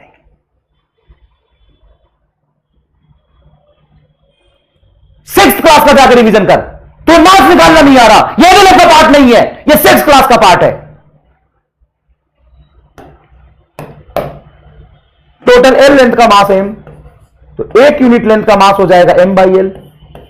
तो पीछे से x लेंथ का मास हो जाएगा, यूनिफॉर्म है, m बटा एल इंटू एक्स। कहां का सेंटर ऑफ मास में समझाया, मोमेंट ऑफ इनर्शिया में ये समझाया है। तो टेंशन हो जाएगा तुम्हारा, m डैश की वैल्यू ये आ गई, m by L into x, और एक्सीलरेशन f बटा m, f बटा m, m से m कैंसिल हो जाएगा, यह आ जाएगा f बटा एल इंटू एक्स। यह है x लेंथ पे टेंशन। अब हर जगह टेंशन सेम होगा या डिफरेंट होगा? सर हर जगह जैसे जैसे हम आगे जाते जाएंगे टेंशन डिफरेंट होता जाएगा। जैसे जैसे हम आगे जाते जाएंगे टेंशन डिफरेंट होता जाएगा।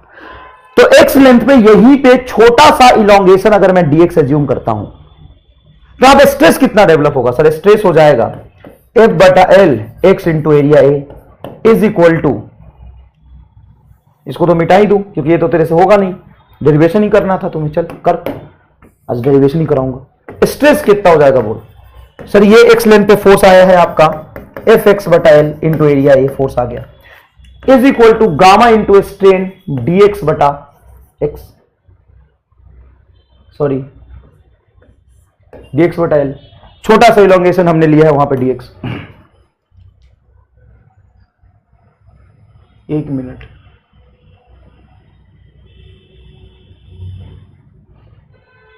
Stress is equal to gamma into strain.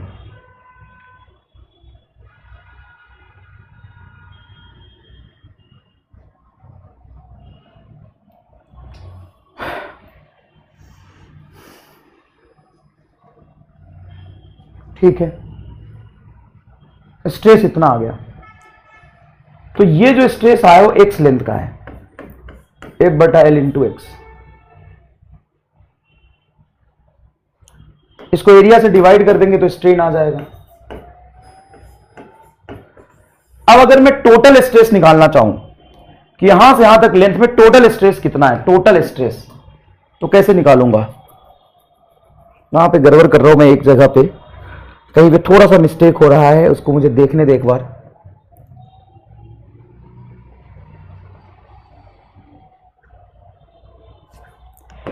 F बटा A is equal to gamma delta x by x delta L by L. ये तो टोटल लेंथ हो गया। यहां पे इलोंगेशन में अगर निकालूं, पीछे से लेंथ लिया है और इसी का मास निकाल रहे हैं हम लोग, तो ये तो ठीक है। स्ट्रेस इज इक्वल टू होता है स्ट्रेन इंटू गामा। स्ट्रेस हो गया F by L x into strain. हम इसी लेंथ में देखें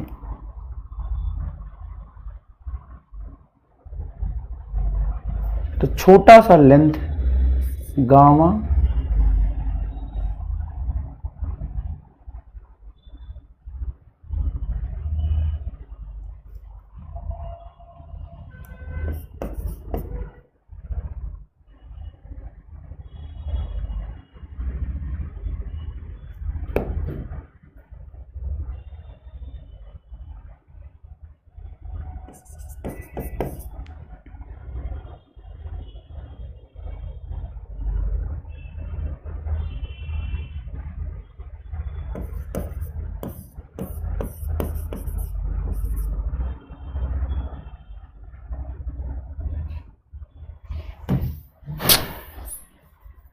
रुको,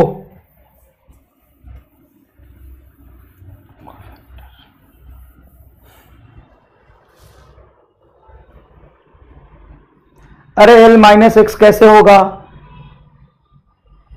एक्स नहीं एल माइनस एक्स कैसे होगा? कुछ भी मतलब ना समझ में आया तो कुछ भी बोलेगा क्या? देख कर रहा हूं आसान सी चीज, कितना अच्छा आसान सा फॉर्मूला बताया। ये फॉर्मूला तुम्हें लगाना है इस इलोंगेशन स्ट्रेस में। डेल्टा एल में सिंपल ये लिखना है F1 plus F2 by 2 into delta L by L. Simple ये लिखना है। उधर से फोर्स लग रहा है F और पीछे कोई फोर्स नहीं लगा, 0 बटा 2 इंटू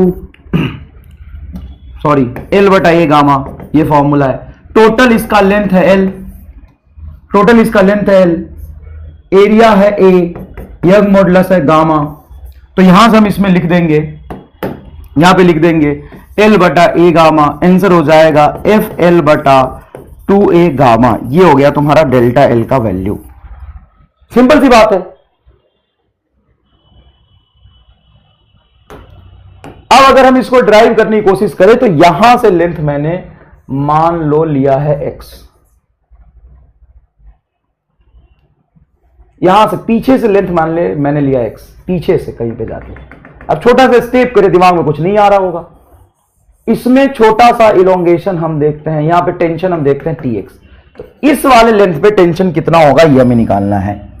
तो यहां पे टेंशन निकालने के लिए हम इसका एफबीडी बनाएंगे, इस वाले पोर्शन का इसका एफबीडी बनाएंगे। पीछे वाले पोर्शन का हम क्या बना रहे हैं? एफबीडी। तो जब हम पीछे वाले पोर्शन का एफबीडी बनाएंगे, यहां से यहां तक एफबीडी बनाएंगे, तो टोटल एल लेंथ का मास है m, टोटल एल लेंथ का मास है m। तो एक यूनिट लेंथ का मास हो जाएगा m बटा l। तो यहां से यहां तक x लेंथ का मास कितना होगा? मास ऑफ x लेंथ, पीछे वाले पोर्शन का निकाल रहा हूं मैं, मास ऑफ x लेंथ। तो हो जाएगा m बटा l इंटू एक्स। ये हो जाएगा x लेंथ का मास, ये हो जाएगा।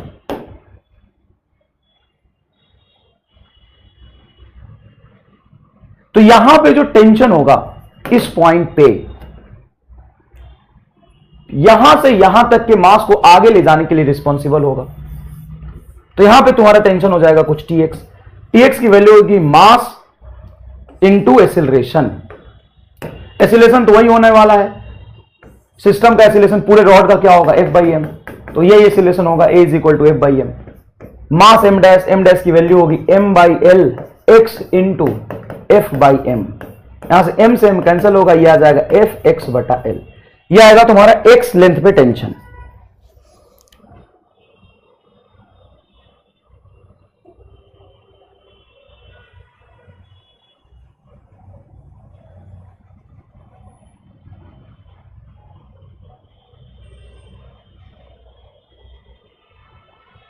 तो हर जगह टेंशन अलग अलग आया है, हर जगह टेंशन क्या है, अलग अलग है, हर जगह टेंशन अलग अलग आया है। तो F बटा L इंटू एक्स, ये तुम्हारा टेंशन की वैल्यू आ गई। एरिया से डिवाइड करोगे तो स्ट्रेस आ जाएगा। तो यहां पे स्ट्रेस इतना आया है। स्ट्रेस इज इक्वल टू होता है स्ट्रेन इंटू गामा।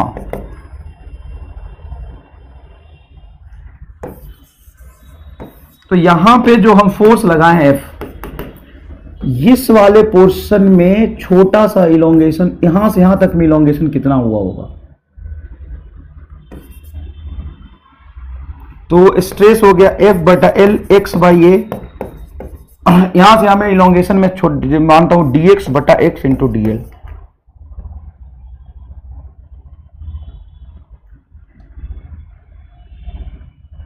चलो इसको मैं कल प्रूफ कर दूंगा, इसको मैं कल देख लूंगा, कोई बात नहीं बेटा। मैं कुछ कैलकुलेशन मिस्टेक कर रहा हूं कहीं पे, टाइम लग जाएगा थोड़ा सा, मेरे दिमाग में नहीं आ रहा, कुछ हो सकता है, होता है कभी कभी बेटा, दिमाग से निकल जाता है चीजें। क्या दिमाग से निकल रहा है यार, यहां पे कैसे करेंगे, बहुत इजी है, कोई खास बात नहीं है। m बटा L X F by M, M से एम कैंसिल होगा,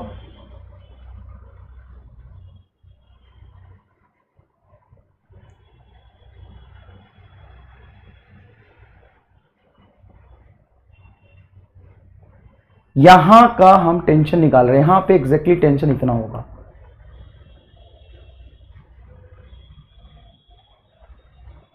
टोटल एवरेज टेंशन कितना हो जाएगा, एवरेज टेंशन हम निकाल लेते हैं, ठीक है।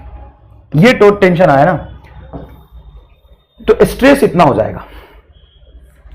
अब इसका एवरेज स्ट्रेस हम निकाल लेते हैं, तो एवरेज स्ट्रेस कितना हो जाएगा, average stress in terms of length निकालना है मुझे, लेंथ निकालना है। तो ये हो जाएगा तुम्हारा F बटा L x by A into D x. यहां पे स्ट्रेस का इंटीग्रेशन कर देंगे dx के टर्म्स में, divided by integration of dx। देखो काइनेमेटिक्स में मैंने तुम्हें एवरेज टर्म निकालना सिखाया है, कमेंट करना बंद कर, कमेंट में पढ़ ही नहीं रहा। I don't take your suggestions, है ना, I don't take your suggestion, जो मर्जी आएगी वो करूंगा मैं तुम्हारा सजेशन ले ही नहीं रहा। तो कमेंट करके टाइम बर्बाद मत कर, यहां पर सुन। जब हम किसी चीज का एवरेज निकालते हैं, टाइम एवरेज या लेंथ के टर्म्स में एवरेज, तो दो तरीके से एवरेज तुम्हें मैंने सिखाया था। टाइम का एवरेज होता है, टाइम एवरेज जब निकालते हैं, एवरेज वेलोसिटी बता क्या होगा, याद कर, तो एवरेज वेलोसिटी क्या होगा ये बता। एवरेज वेलोसिटी क्या मैं ऐसे लिख सकता हूं, v into D T divided by integration of D T. हाँ या ना में जवाब दे, जितना पूछू उतना ही बता।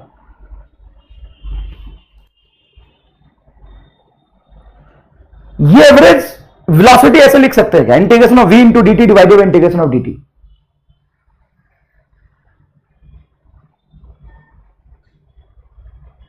सही बात है, एवरेज वेलोसिटी हम ये लिख सकते हैं। अब यहां पे मुझे टोटल स्ट्रेन निकालना है, कितना डेवलप हुआ टोटल स्ट्रेन। तो टोटल स्ट्रेन कैसे निकालेंगे, सर टोटल स्ट्रेन इस तरीके से निकालेंगे, सॉरी टोटल स्ट्रेस कैसे निकालेंगे, तो इस तरीके से निकालेंगे। ये तुम्हारा स्ट्रेस आया है एक्स लेंथ का, हमें एवरेज स्ट्रेस चाहिए। तो एवरेज स्ट्रेस टाइम के टर्म्स में चाहिए कि पूरे रॉड के लेंथ में चाहिए, पूरे रॉड के लेंथ में चाहिए। तो आप लिख सकते हैं इंटीग्रेशन ऑफ F बटा L x by A stress का integration dx divided by integration of dx के टर्म्स में, ऐसे लिख सकते हैं, कोई दिक्कत नहीं है। कितने लेंथ है रॉड का, सर 0 सेल तक, तो यहां पे 0 सेल तक इंटीग्रेशन कर देंगे, यहां भी 0 सेल तक इंटीग्रेशन कर देंगे। जब इसको आप लिखेंगे तो यह आ जाएगा बेटा F बटा L इंटू ए, इधर integration of x into D x. अब x इंटू डी एक्स को छोड़ के बाकी सारा टर्म कांस्टेंट है, क्योंकि रॉड पे जो आपने फोर्स लगा F, लेंथ L, एरिया, ये सब कांस्टेंट है, बाहर चला जाएगा। ये बचेगा integration x into D x divided by, ये dx का इंटीग्रेशन हो जाएगा आपका इंटीग्रेशन ऑफ dx। लिमिट रखेंगे 0 सेल तक, यहां लिमिट रखेंगे 0 सेल तक। x इंटू डी एक्स का इंटीग्रेशन हो जाएगा एक्स स्क्वायर बाई 2, तो ये हो जाएगा f x square by 2la बटा dx का इंटीग्रेशन x। लिमिट रख दीजिए इसमें 0 सेल तक, यहां भी लिमिट रख दीजिए 0 सेल तक, तो यह आ जाएगा बेटा f ये हो जाएगा बेटा L square by L square, zero रखोगे तो जीरो आएगा, ये नीचे एल आएगा, तो ये इस वाले एल से तो ये भी एल कैंसिल होगा, तो एफ एल स्क्वायर बटा 2 एल ए, और यहां पे एल का यहां पे रखोगे तो मल्टीप्लाई होगा एल स्क्वायर, इससे ये कैंसिल हो जाएगा, तो ये आएगा एफ बाई 2a। ये टोटल एवरेज स्ट्रेस आ गया। ये क्या आ गया साहब? Total average stress. पूरे रॉड में जो एवरेज स्ट्रेस है ना, इतना आ गया। अब आप लिख सकते हैं stress is equal to gamma into strain. पूरे रॉड का एवरेज स्ट्रेस आ गया F by 2a is equal to gamma, strain हो जाएगा टोटल चेंज इन लेंथ बटा initial length of rod is L, L naught नहीं एल। जब हम एल को यहां ले जाएंगे तो डेल्टा एल क्या आ जाएगा? तो डेल्टा एल आ जाएगा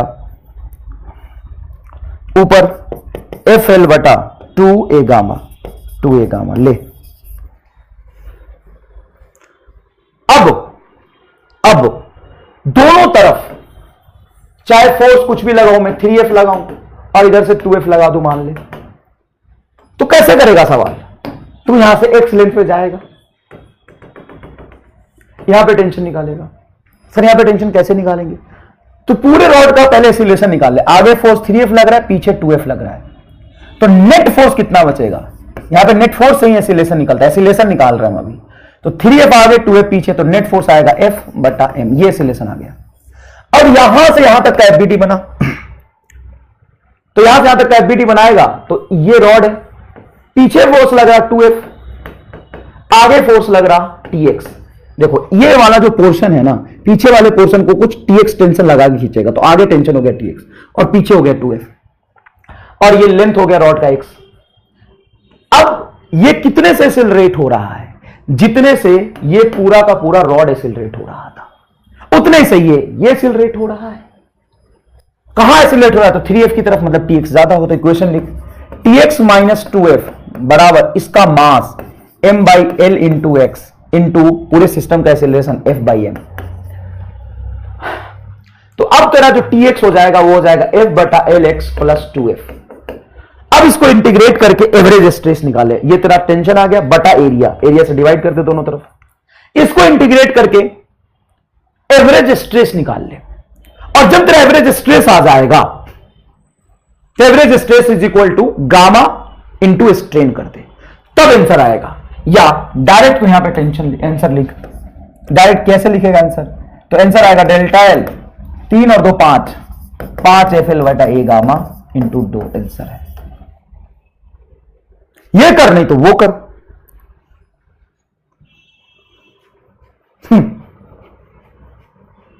कर ले, कैसे करेगा?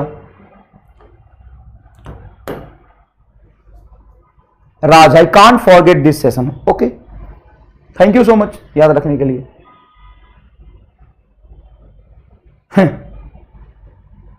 तेरा सिलेक्शन तो कहीं नहीं होने जा रहा, तू अपनी बर्बादी को भी नहीं भूलेगा, याद रखना। विष्णु को नहीं बुझाते तो पहले से ही नहीं बुझा रहा था, इसमें नया बता कुछ। तो वही है ना, अपने माँ बाप से पूछना वाई आई, समझ गया? तो पहले भी नहीं समझ में आ रहा था, तो अब कैसे आ जाएगा? कोई दिक्कत नहीं है। अब बता, आंसर निकाल दिया ना, डेरिवेशन कर दिया ना।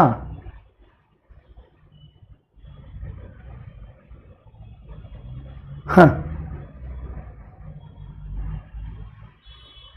क्या समझा था और क्या समझ रहा है? पढ़ ले, यही काम आएगा। अभी तेरी इतनी औकात नहीं है कि तू मुझे समझेगा।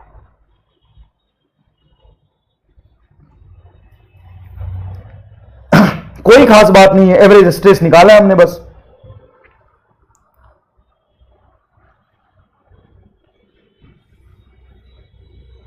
तो तुम ऐसे सवाल एक्चुअल में उतना आते भी नहीं है, और आते हैं तो इस तरीके से आप कर लेंगे। यहां पे किया हुआ है, एक लाइन में आंसर आ रहा है। ये कितनी बार मैंने अच्छे से समझाया तुम्हें।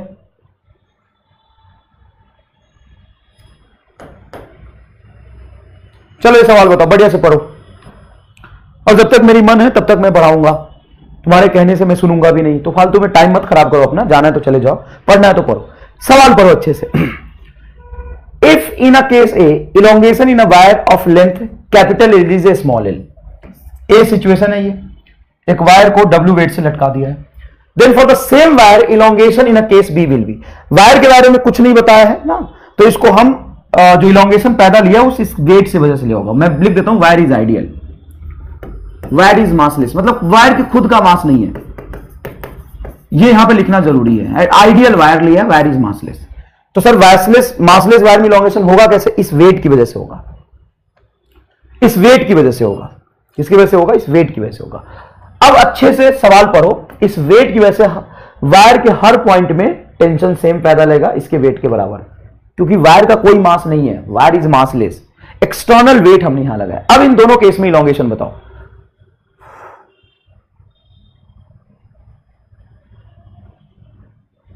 अब इन दोनों केस में इलोंगेशन बताओ।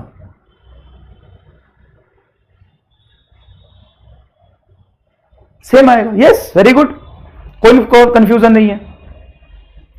सी इज योर करेक्ट आंसर। बहुत आसान है, इसमें भी कई लोगों को समझ नहीं आएगा सर कैसे, तो जाइए एनएलएम में पढ़िए। मैंने आपको ढंग से समझाया है कि देखिए इस वायर में टेंशन कितना होगा सर? इसके वेट के बराबर होगा। सर क्यों होगा? क्योंकि ये एक्सेलरेट तो कर नहीं रहा, तो जितना टेंशन ऊपर होगा उतना ही नीचे इसका वेट फोर्स होगा। mg को वेट कहते हैं, तो टेंशन वेट के बराबर होगा। क्या होगा? टेंशन वेट के बराबर होगा। अब मैं इस वायर में देखूं तो यहां पे टेंशन कितना होगा? सर दोनों तरफ सेम मास लटका है तो एक्सेलरेट नहीं करेगा ना, एक्सेलरेट ये भी नहीं करेगा, तो नीचे इसका mg इसके वेट के बराबर होगा, उतना ही टेंशन यहां पे होगा, तो हर जगह टेंशन इतना ही होगा। तो इसका हर जगह टेंशन W के बराबर है, तो स्ट्रेस क्या हो जाएगा? Weight upon area. इसमें भी स्ट्रेस हो जाएगा वेट अपॉन एरिया। तो दोनों ही केस में इलोंगेशन सेम होगा। यह मैंने एनएलएम में बहुत डिटेल में आपको पढ़ाया था।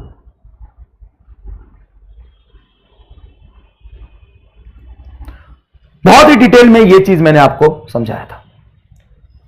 चलिए नेक्स्ट देखिए, the load versus elongation graph. This is load and this is elongation. Elongation means delta L, load मतलब external force applied, load applied, कितना उस पर लोड अप्लाई किया। Load versus elongation graph for the 4 wire of same length and the same material, मतलब gamma उनका same है और length भी उनका सेम है, same material same length, as in a figure. Then thinnest wire, थीन का मतलब होता है थिक, और थीन समझते हैं ना, तो thinnest wire is represented by a line. 4 wire है जिनका लोड वर्सेस इलोंगेशन का ग्राफ बनाया हुआ है। चारों वायर का लेंथ और यंग मॉडुलस सेम है, मतलब F बटा A is equal to gamma delta L by L, ये दोनों सेम है। और लोड भी सेम लगा है क्या? नहीं, लोड वर्सेस इलोंगेशन का ग्राफ दिया हुआ है, मतलब एक्सटर्नल फोर्स बटा इलोंगेशन, F बटा डेल्टा L का ग्राफ दिया हुआ है। तो F बटा डेल्टा L का ग्राफ का जो स्लोप होगा वो F बाई डेल्टा L को बताएगा, देखो Y बटा X को बताएगा। देखिए ना, Y पे लोड और X पे इलोंगेशन, तो F बटा L डेल्टा L, F बटा डेल्टा L ग्राफ का स्लोप बताएगा। F बटा delta L is proportional to area, delta L को नीचे जाएंगे, एरिया ऊपर चला जाएगा। गामा और लेंथ दोनों का सेम है, तो जो स्लोप होगा वो एरिया को बताएगा।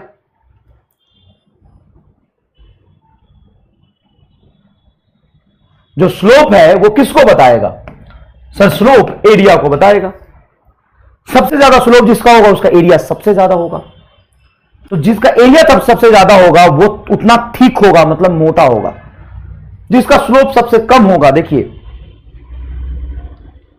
Area, cross section area, cross section area is proportional to slope. जिसका स्लोप सबसे कम उसका एरिया सबसे कम, तो OA का स्लोप सबसे कम है तो OA का एरिया सबसे कम होगा, और जितना एरिया कम होगा उतना थिन होगा, मतलब पतला होगा। अच्छा मुझे बताइए, ये जो सवाल आपने किया है कौन से फॉर्मूले पे किया है? कौन से फॉर्मूले से किया है? मतलब बेसिक फंडामेंटल कंसेप्ट कौन सा अप्लाई किया इस फॉर्मूले में आपने? बेसिक और फंडामेंटल कंसेप्ट कौन सा अप्लाई किया इस फॉर्मूले में आपने? उसी तो कुछ कहीं नहीं होगा यार, कंफ्यूजन होता तो ओडी नहीं तो ये बोलता। Hooke's law, Hooke's law, yes Hooke's law, Hooke's law, Hooke's law. Stress is equal to gamma times strain. Stress हो गया force upon area, gamma into strain.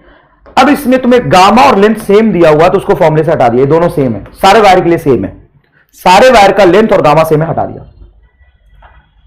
अब उसने फोर्स और डेल्टा एल का ग्राफ दिया है, तो इस ग्राफ का स्लोप किसको बताएगा? फोर्स अपॉन डेल्टा एल को। तो ये फोर्स, डेल्टा एल को नीचे चला, इस ग्राफ का स्लोप हो गया। इस ग्राफ का स्लोप मतलब एफ बटा delta L proportional to area, area ही बचा है बस यहां पे। तो जितना ज्यादा स्लोप होगा एरिया उतना सबसे ज्यादा होगा। बहुत इजी है ये बेटा। स्ट्रेस अपॉन स्ट्रेन का दो टेम्परेचर पे ग्राफ है, तो आपको बताना है सेम मटेरियल के लिए। Figure shows the graph between stress and strain. देखिए पहले लिखा स्ट्रेस और फिर लिखा strain for uniform wire at two different temperature. एक ही वायर के लिए दो टेम्परेचर बनाए, तो कौन सा टेम्परेचर ज्यादा होगा? तो देखिए गामा यंग मॉडुलस बराबर होता है stress by strain. Young modulus जितना ज्यादा उसका यंग मॉडुलस जितना ज्यादा उसका स्ट्रेस बाई स्ट्रेन का स्लोप उतना ज्यादा, और that is inversely proportional to temperature. Temperature जितना ज्यादा स्लोप उतना कम। तो T2 is greater than T1 होना चाहिए। बच्चे जवाब दे रहे बी, और एकदम सही जवाब है आपका, कोई कंफ्यूजन नहीं है। मेरे लिखने से पहले आपने जवाब बता दिया था। B is your correct answer, very much correct answer. चलिए आगे देखिए। Two station graph figure. अच्छा ये अभी आगे पढ़ेंगे हम लोग, ब्रिटाइल एंड डक्टाइल ये पढ़ेंगे। ये सवाल पढ़िए अच्छे से। The spherical ball contact with when subjected to normal uniform pressure इतना एटीएम देन वन मॉडल से द मटेरियल इज। सुनिए ध्यान से। Spherical ball contracts in a volume by इतना परसेंट। मतलब क्या दिया हुआ ये कि वॉल्यूम इतना परसेंट चेंज हुआ का क्या मतलब है? परसेंटेज चेंज कैसे लिखते हैं? चेंज बटा इनिशियल, चेंज बटा इनिशियल, यही तो होता है परसेंटेज चेंज। तो delta we by V multiply 100 is equal to 0.01%। Percent हटाएंगे तो 100 से और डिवाइड कर देंगे, तो 0.01 बटा 100 आ जाएगा। When subjected to a normal uniform pressure of 100 atm, pressure जो दिया हुआ है बेटा वो दिया हुआ है आपका 100 atm। एटमॉस्फेरिक प्रेशर अगर नहीं पढ़ा तो मैं बता दूं 10 to the power 5 पास्कल के बराबर होता है। तो इसको आप लिख सकते हैं 100 atm मतलब 10 to the power 7 newton metre square. 1 atm is nothing but 10 to the power 5 newton metre square. तो बल्क मॉडुलस की वैल्यू आपसे पूछी है। बल्क मॉडुलस कैसे निकालेंगे सर? बल्क मॉडुलस होता है delta P divided by delta we by V. बताइए डेल्टा पी कितना दिया हुआ है sir? Delta P 10 to the power 7 बहुत ज्यादा है। डेल्टा वी बाई वी कितना है? तो वह है सर 0.01 बाई 100। अब ध्यान से देखेंगे तो इसको 1 बटा 10 का पावर 4 लिख सकते, ऊपर चला जाएगा तो 10 to the power 11, 10 to the power 11। तो ये आपका आंसर हो जाएगा ए। सर यहाँ पे 1.01 इंटू 10 to the power 11 है। हाँ तो 1 एटीएम के जो वैल्यू होती है 1 एटीएम, 1 एटमॉस्फेरिक प्रेशर एटीएम वो होता है 1.01 इंटू 10 to the power 5। तो ये एक ही लिख सकते हो ना ऑलमोस्ट आप, न्यूटन मीटर स्क्वायर। 1.01 तो एक ही हुआ, 1.01 कितना है? 1 है, इसलिए आंसर क्या हो जाएगा? ए हो जाएगा। नेक्स्ट देखिएगा, मैं नया सवाल ला ही नहीं सकता कहीं से, डायरेक्ट बेटा सवाल होता है हुक्स लॉ पे। कोई रॉकेट साइंस जैसी चीज इसमें नहीं है, आपको चीजें सेलेक्टिव पढ़नी है। अब बहुत सारी चीजों का डेरिवेशन पढ़ोगे वो तो जाके तुम्हें छोड़। A wire of length L and radius R fixed at one end and the force F apply to the other end. ठीक है, वायर हमने लिया, इसके एक एंड को मैंने फिक्स कर दिया, अदर एंड पे मैंने फोर्स लगाया F। A wire of length L of radius R, चलो ठीक है रेडियस R भी लिख ही लेते जब इतना लिख लिया, length L radius R and the force F applied to the other end produce extension small l। अच्छा लेंथ कैपिटल L दिया हुआ है, एक्सटेंशन का मतलब है इलोंगेशन जो हुआ उसकी वैल्यू इसने स्मॉल l से दी है। The extension produce in another wire of same material, gamma same, length 2l, radius 2r, force 2f। अच्छा कर सवाल कर बकलोली एकदम सवाल नहीं है, बकलोली है, बकलोली एकदम। क्या बकलोली? देख इसने दिया फोर्स एफ लगाया, रेडियस आर है, लेंथ एल है, तो एक्सटेंशन स्मॉल एल हुआ है। तो सेम मटेरियल मतलब गामा सेम है, तो एक्सटेंशन बताइए कितना होगा। तो एक्सटेंशन होता है delta L is equal to F L बटा ए गामा। अब गामा तो उसका सेम है, हाँ गामा सेम है। फोर्स को क्या किया सर, डबल लगाए तो 2 इंटू एफ हो जाएगा। लेंथ को क्या किया है सर, डबल कर दिया है।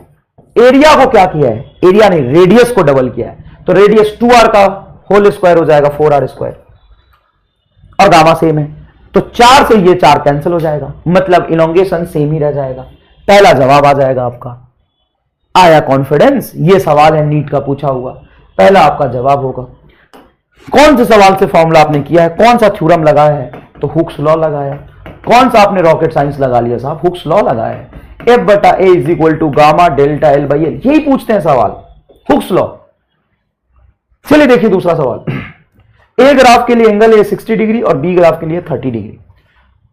ऊपर में स्ट्रेस और स्ट्रेन का ग्राफ दिया हुआ है, दो अलग अलग मटेरियल के लिए ग्राफ बनाया, स्ट्रेस वर्सेस स्ट्रेन का। The stress versus strain graph for wire of two material A and B are as shown in a figure. If gamma A and gamma B are the Young modulus of the material, then तो stress upon strain को हम young modulus कहते हैं, stress बटा strain को हम young modulus कहते हैं, और y बटा x को ग्राफ का स्लोप कहते हैं, तो ये स्लोप हो जाएगा। मतलब स्ट्रेस बटा स्ट्रेन ग्राफ के स्लोप को हम यंग मॉडुलस कह सकते हैं, और स्लोप तो tan थीटा होता है। तो पहले ग्राफ के लिए जब हम यंग मॉडुलस लिखेंगे तो हम लिखेंगे tan 60, और दूसरे ग्राफ के लिए जब हम यंग मॉडुलस लिखेंगे तो लिखेंगे tan 30। तो ये हो जाएगा आपका गामा ए बटा गामा बी, ऊपर आ जाएगा 3, गामा ए बराबर 3 टाइम्स ऑफ गामा बी। कैसे, तो tan 60 होता है √3, ये होता है 1/√3, √3 ऊपर चला जाएगा, तो ये आंसर आ जाएगा आपका gamma A is equal to 3 times of gamma B. Gamma A is equal to 3 times of gamma B. कितना आसान है, कितना आसान है। चलिए ये सवाल करिए और रफ्तार में करिएगा, पढ़िए।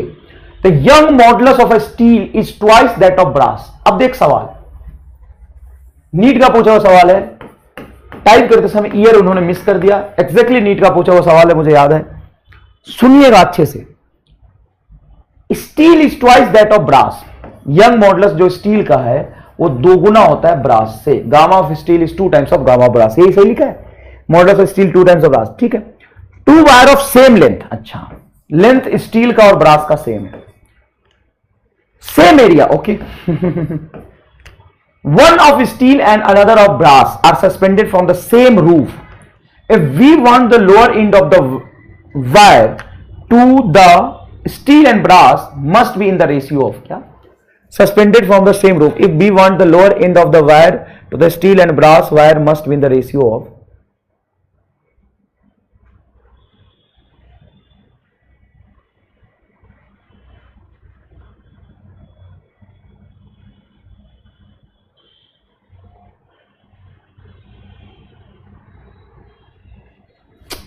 आधा ही क्वेश्चन बीच में छोड़ दिया।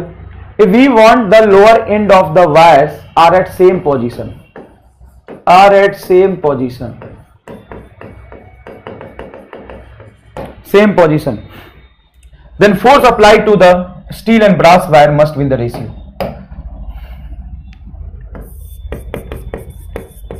Then load applied on to the to the steel and brass wire must be in the ratio. ये सवाल है, आधा ही टाइप किया, कोई बात नहीं। इलोंगेशन का रेशियो नहीं पूछा बेटा, मैंने सवाल ठीक कर दिया। सवाल पढ़िए। The Young modulus of steel is twice that of brass. ये रहा Young modulus of steel twice times of brass. 2 wire of same length same area, same length same area of cross section, one of steel and other of brass are suspended from the same roof. एक roof से लगा। If we want the lower end two of the wire are at same position. मैंने बोला ना, सवाल याद है मुझे, नीट का पूछा हुआ सवाल है।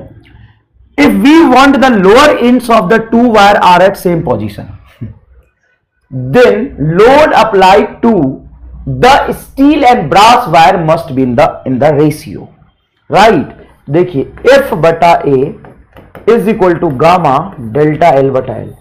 इन सब में क्या अलग है? अब दोनों वायर का लोअर पोजीशन अगर सेम है तो इलोंगेशन तो सेम हुआ दोनों वायर का, क्योंकि लेंथ भी सेम था। ये दोनों तो सेम ही हो गया सर, एरिया भी सेम हो गया, मतलब force is nothing proportional to Young modulus. हाँ, तो स्टील एंड ब्रास पे फोर्स कितना लगा है? तो स्टील का फोर्स डिवाइडेड बाय ब्रास का force is equal to steel का Young modulus divided by brass का यंग मॉडुलस।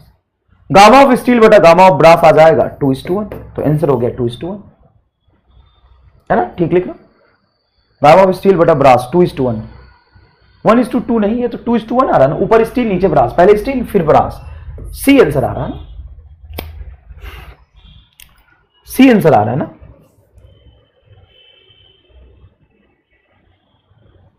आपका बी आंसर आ रहा था अभी बच्चों का, मतलब एक साथ सब गलत करते हो, नहीं तो एक साथ सब सही करते हो। बी आंसर कहां आ रहा? सी आंसर आ रहा है।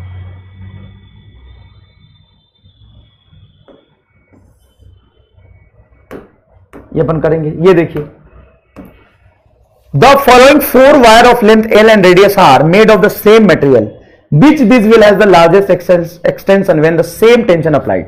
अबे यार, मतलब एक्सटर्नल फोर्स सेम है, सेम टेंशन अप्लाइड मतलब फोर्स सेम है। 4 wire of length L and radius R मतलब फोर्स भी सेम है। ना ना ना ना, फोर्स सेम है, गामा सेम है, सेम मटेरियल। रुक जा पहले सवाल अच्छे से पढ़ने दे। The following 4 wire of length L and radius R, ये दिया लेंथ एंड रेडियस दिया, made of the same material, gamma same, which of them will have the largest extension when the same tension is applied? Force same, force same, gamma same, force same और gamma same. F बटा A is equal to gamma delta L by L। अब gamma सबका same है तो gamma तो हटा दो, force भी हटा दो, तुम्हें देखना क्या है? इलोंगेशन देखना, डेल्टा L क्या होगा? तो L ऊपर एरिया नीचे। क्या तुम्हें ये चमका बेटा? बस इतना चमका कि नहीं चमका ये बता दो। क्या ये चमका? क्या ये जोरदार तुम्हें चमका? ये तो बड़ा आसान है, सेम फोर्स लगा है तो उसको प्रोपोर्शनल साइन से हटा दो, क्योंकि दोनों ही चारों वायर के लिए सेम ही फोर्स लगाया होगा। सबका मटेरियल सेम है तो गामा भी हटा दो। हमें देखना है किसमें सबसे ज्यादा इलोंगेशन हुआ है, तो डेल्टा L हमें देखना है। L को ऊपर ले जाएंगे, L को ऊपर ले जाएंगे तो delta L is equal to हो जाएगा L बटा A। Delta L is equal to क्या हो जाएगा? L बटा A। ठीक है, चलो, तो जिसका लेंथ ज्यादा होगा उसमें इलोंगेशन ज्यादा होगा, जिसका एरिया कम होगा उसमें इलोंगेशन ज्यादा होगा। तो आराम से देखिए,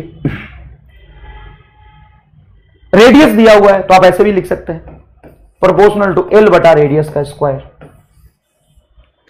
तो मेरे हिसाब से आंसर डी आएगा, क्योंकि सबसे कम रेडियस ये है और रेडियस के इनवर्सली प्रोपोर्शनल टू स्क्वायर पे डिपेंड कर रहा। D is the correct answer.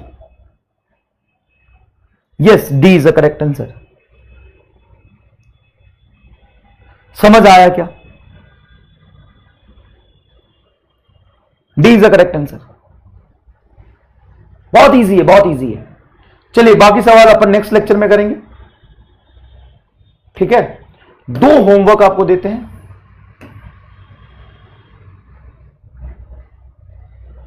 ये नहीं होगा आपसे, 1 मिनट, ये हो जाएगा। एक होमवर्क आपको देते हैं, ये होमवर्क है, इसको सॉल्व करिएगा। जैसे जैसे कह रहे हो वैसे वैसे सॉल्व करिएगा, कोई खास बात नहीं, ठीक है? अब नेक्स्ट लेक्चर में हम कंटिन्यू करेंगे अगले क्लास से। तब तक के लिए बेटा अच्छे से पढ़ लीजिएगा। जितने भी सवाल मैंने आज कराए हुक्स लॉ पे और डिफरेंट फोर्सेस के लिए आपको बीटा समझाया है, और F1 प्लस F2/2 में आपको F1 और F2 के इलोंगेशन एंड कंप्रेशन का नेचर देखना है।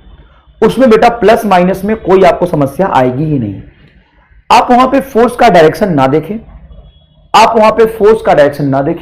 वहां पे कंप्रेशन और इलोंगेशन का नेचर देखें। अब दोनों एंड पे कितना भी फोर्स लगाएगा बहुत आसानी से निकाल लेंगे, ठीक है बेटा? चलिए।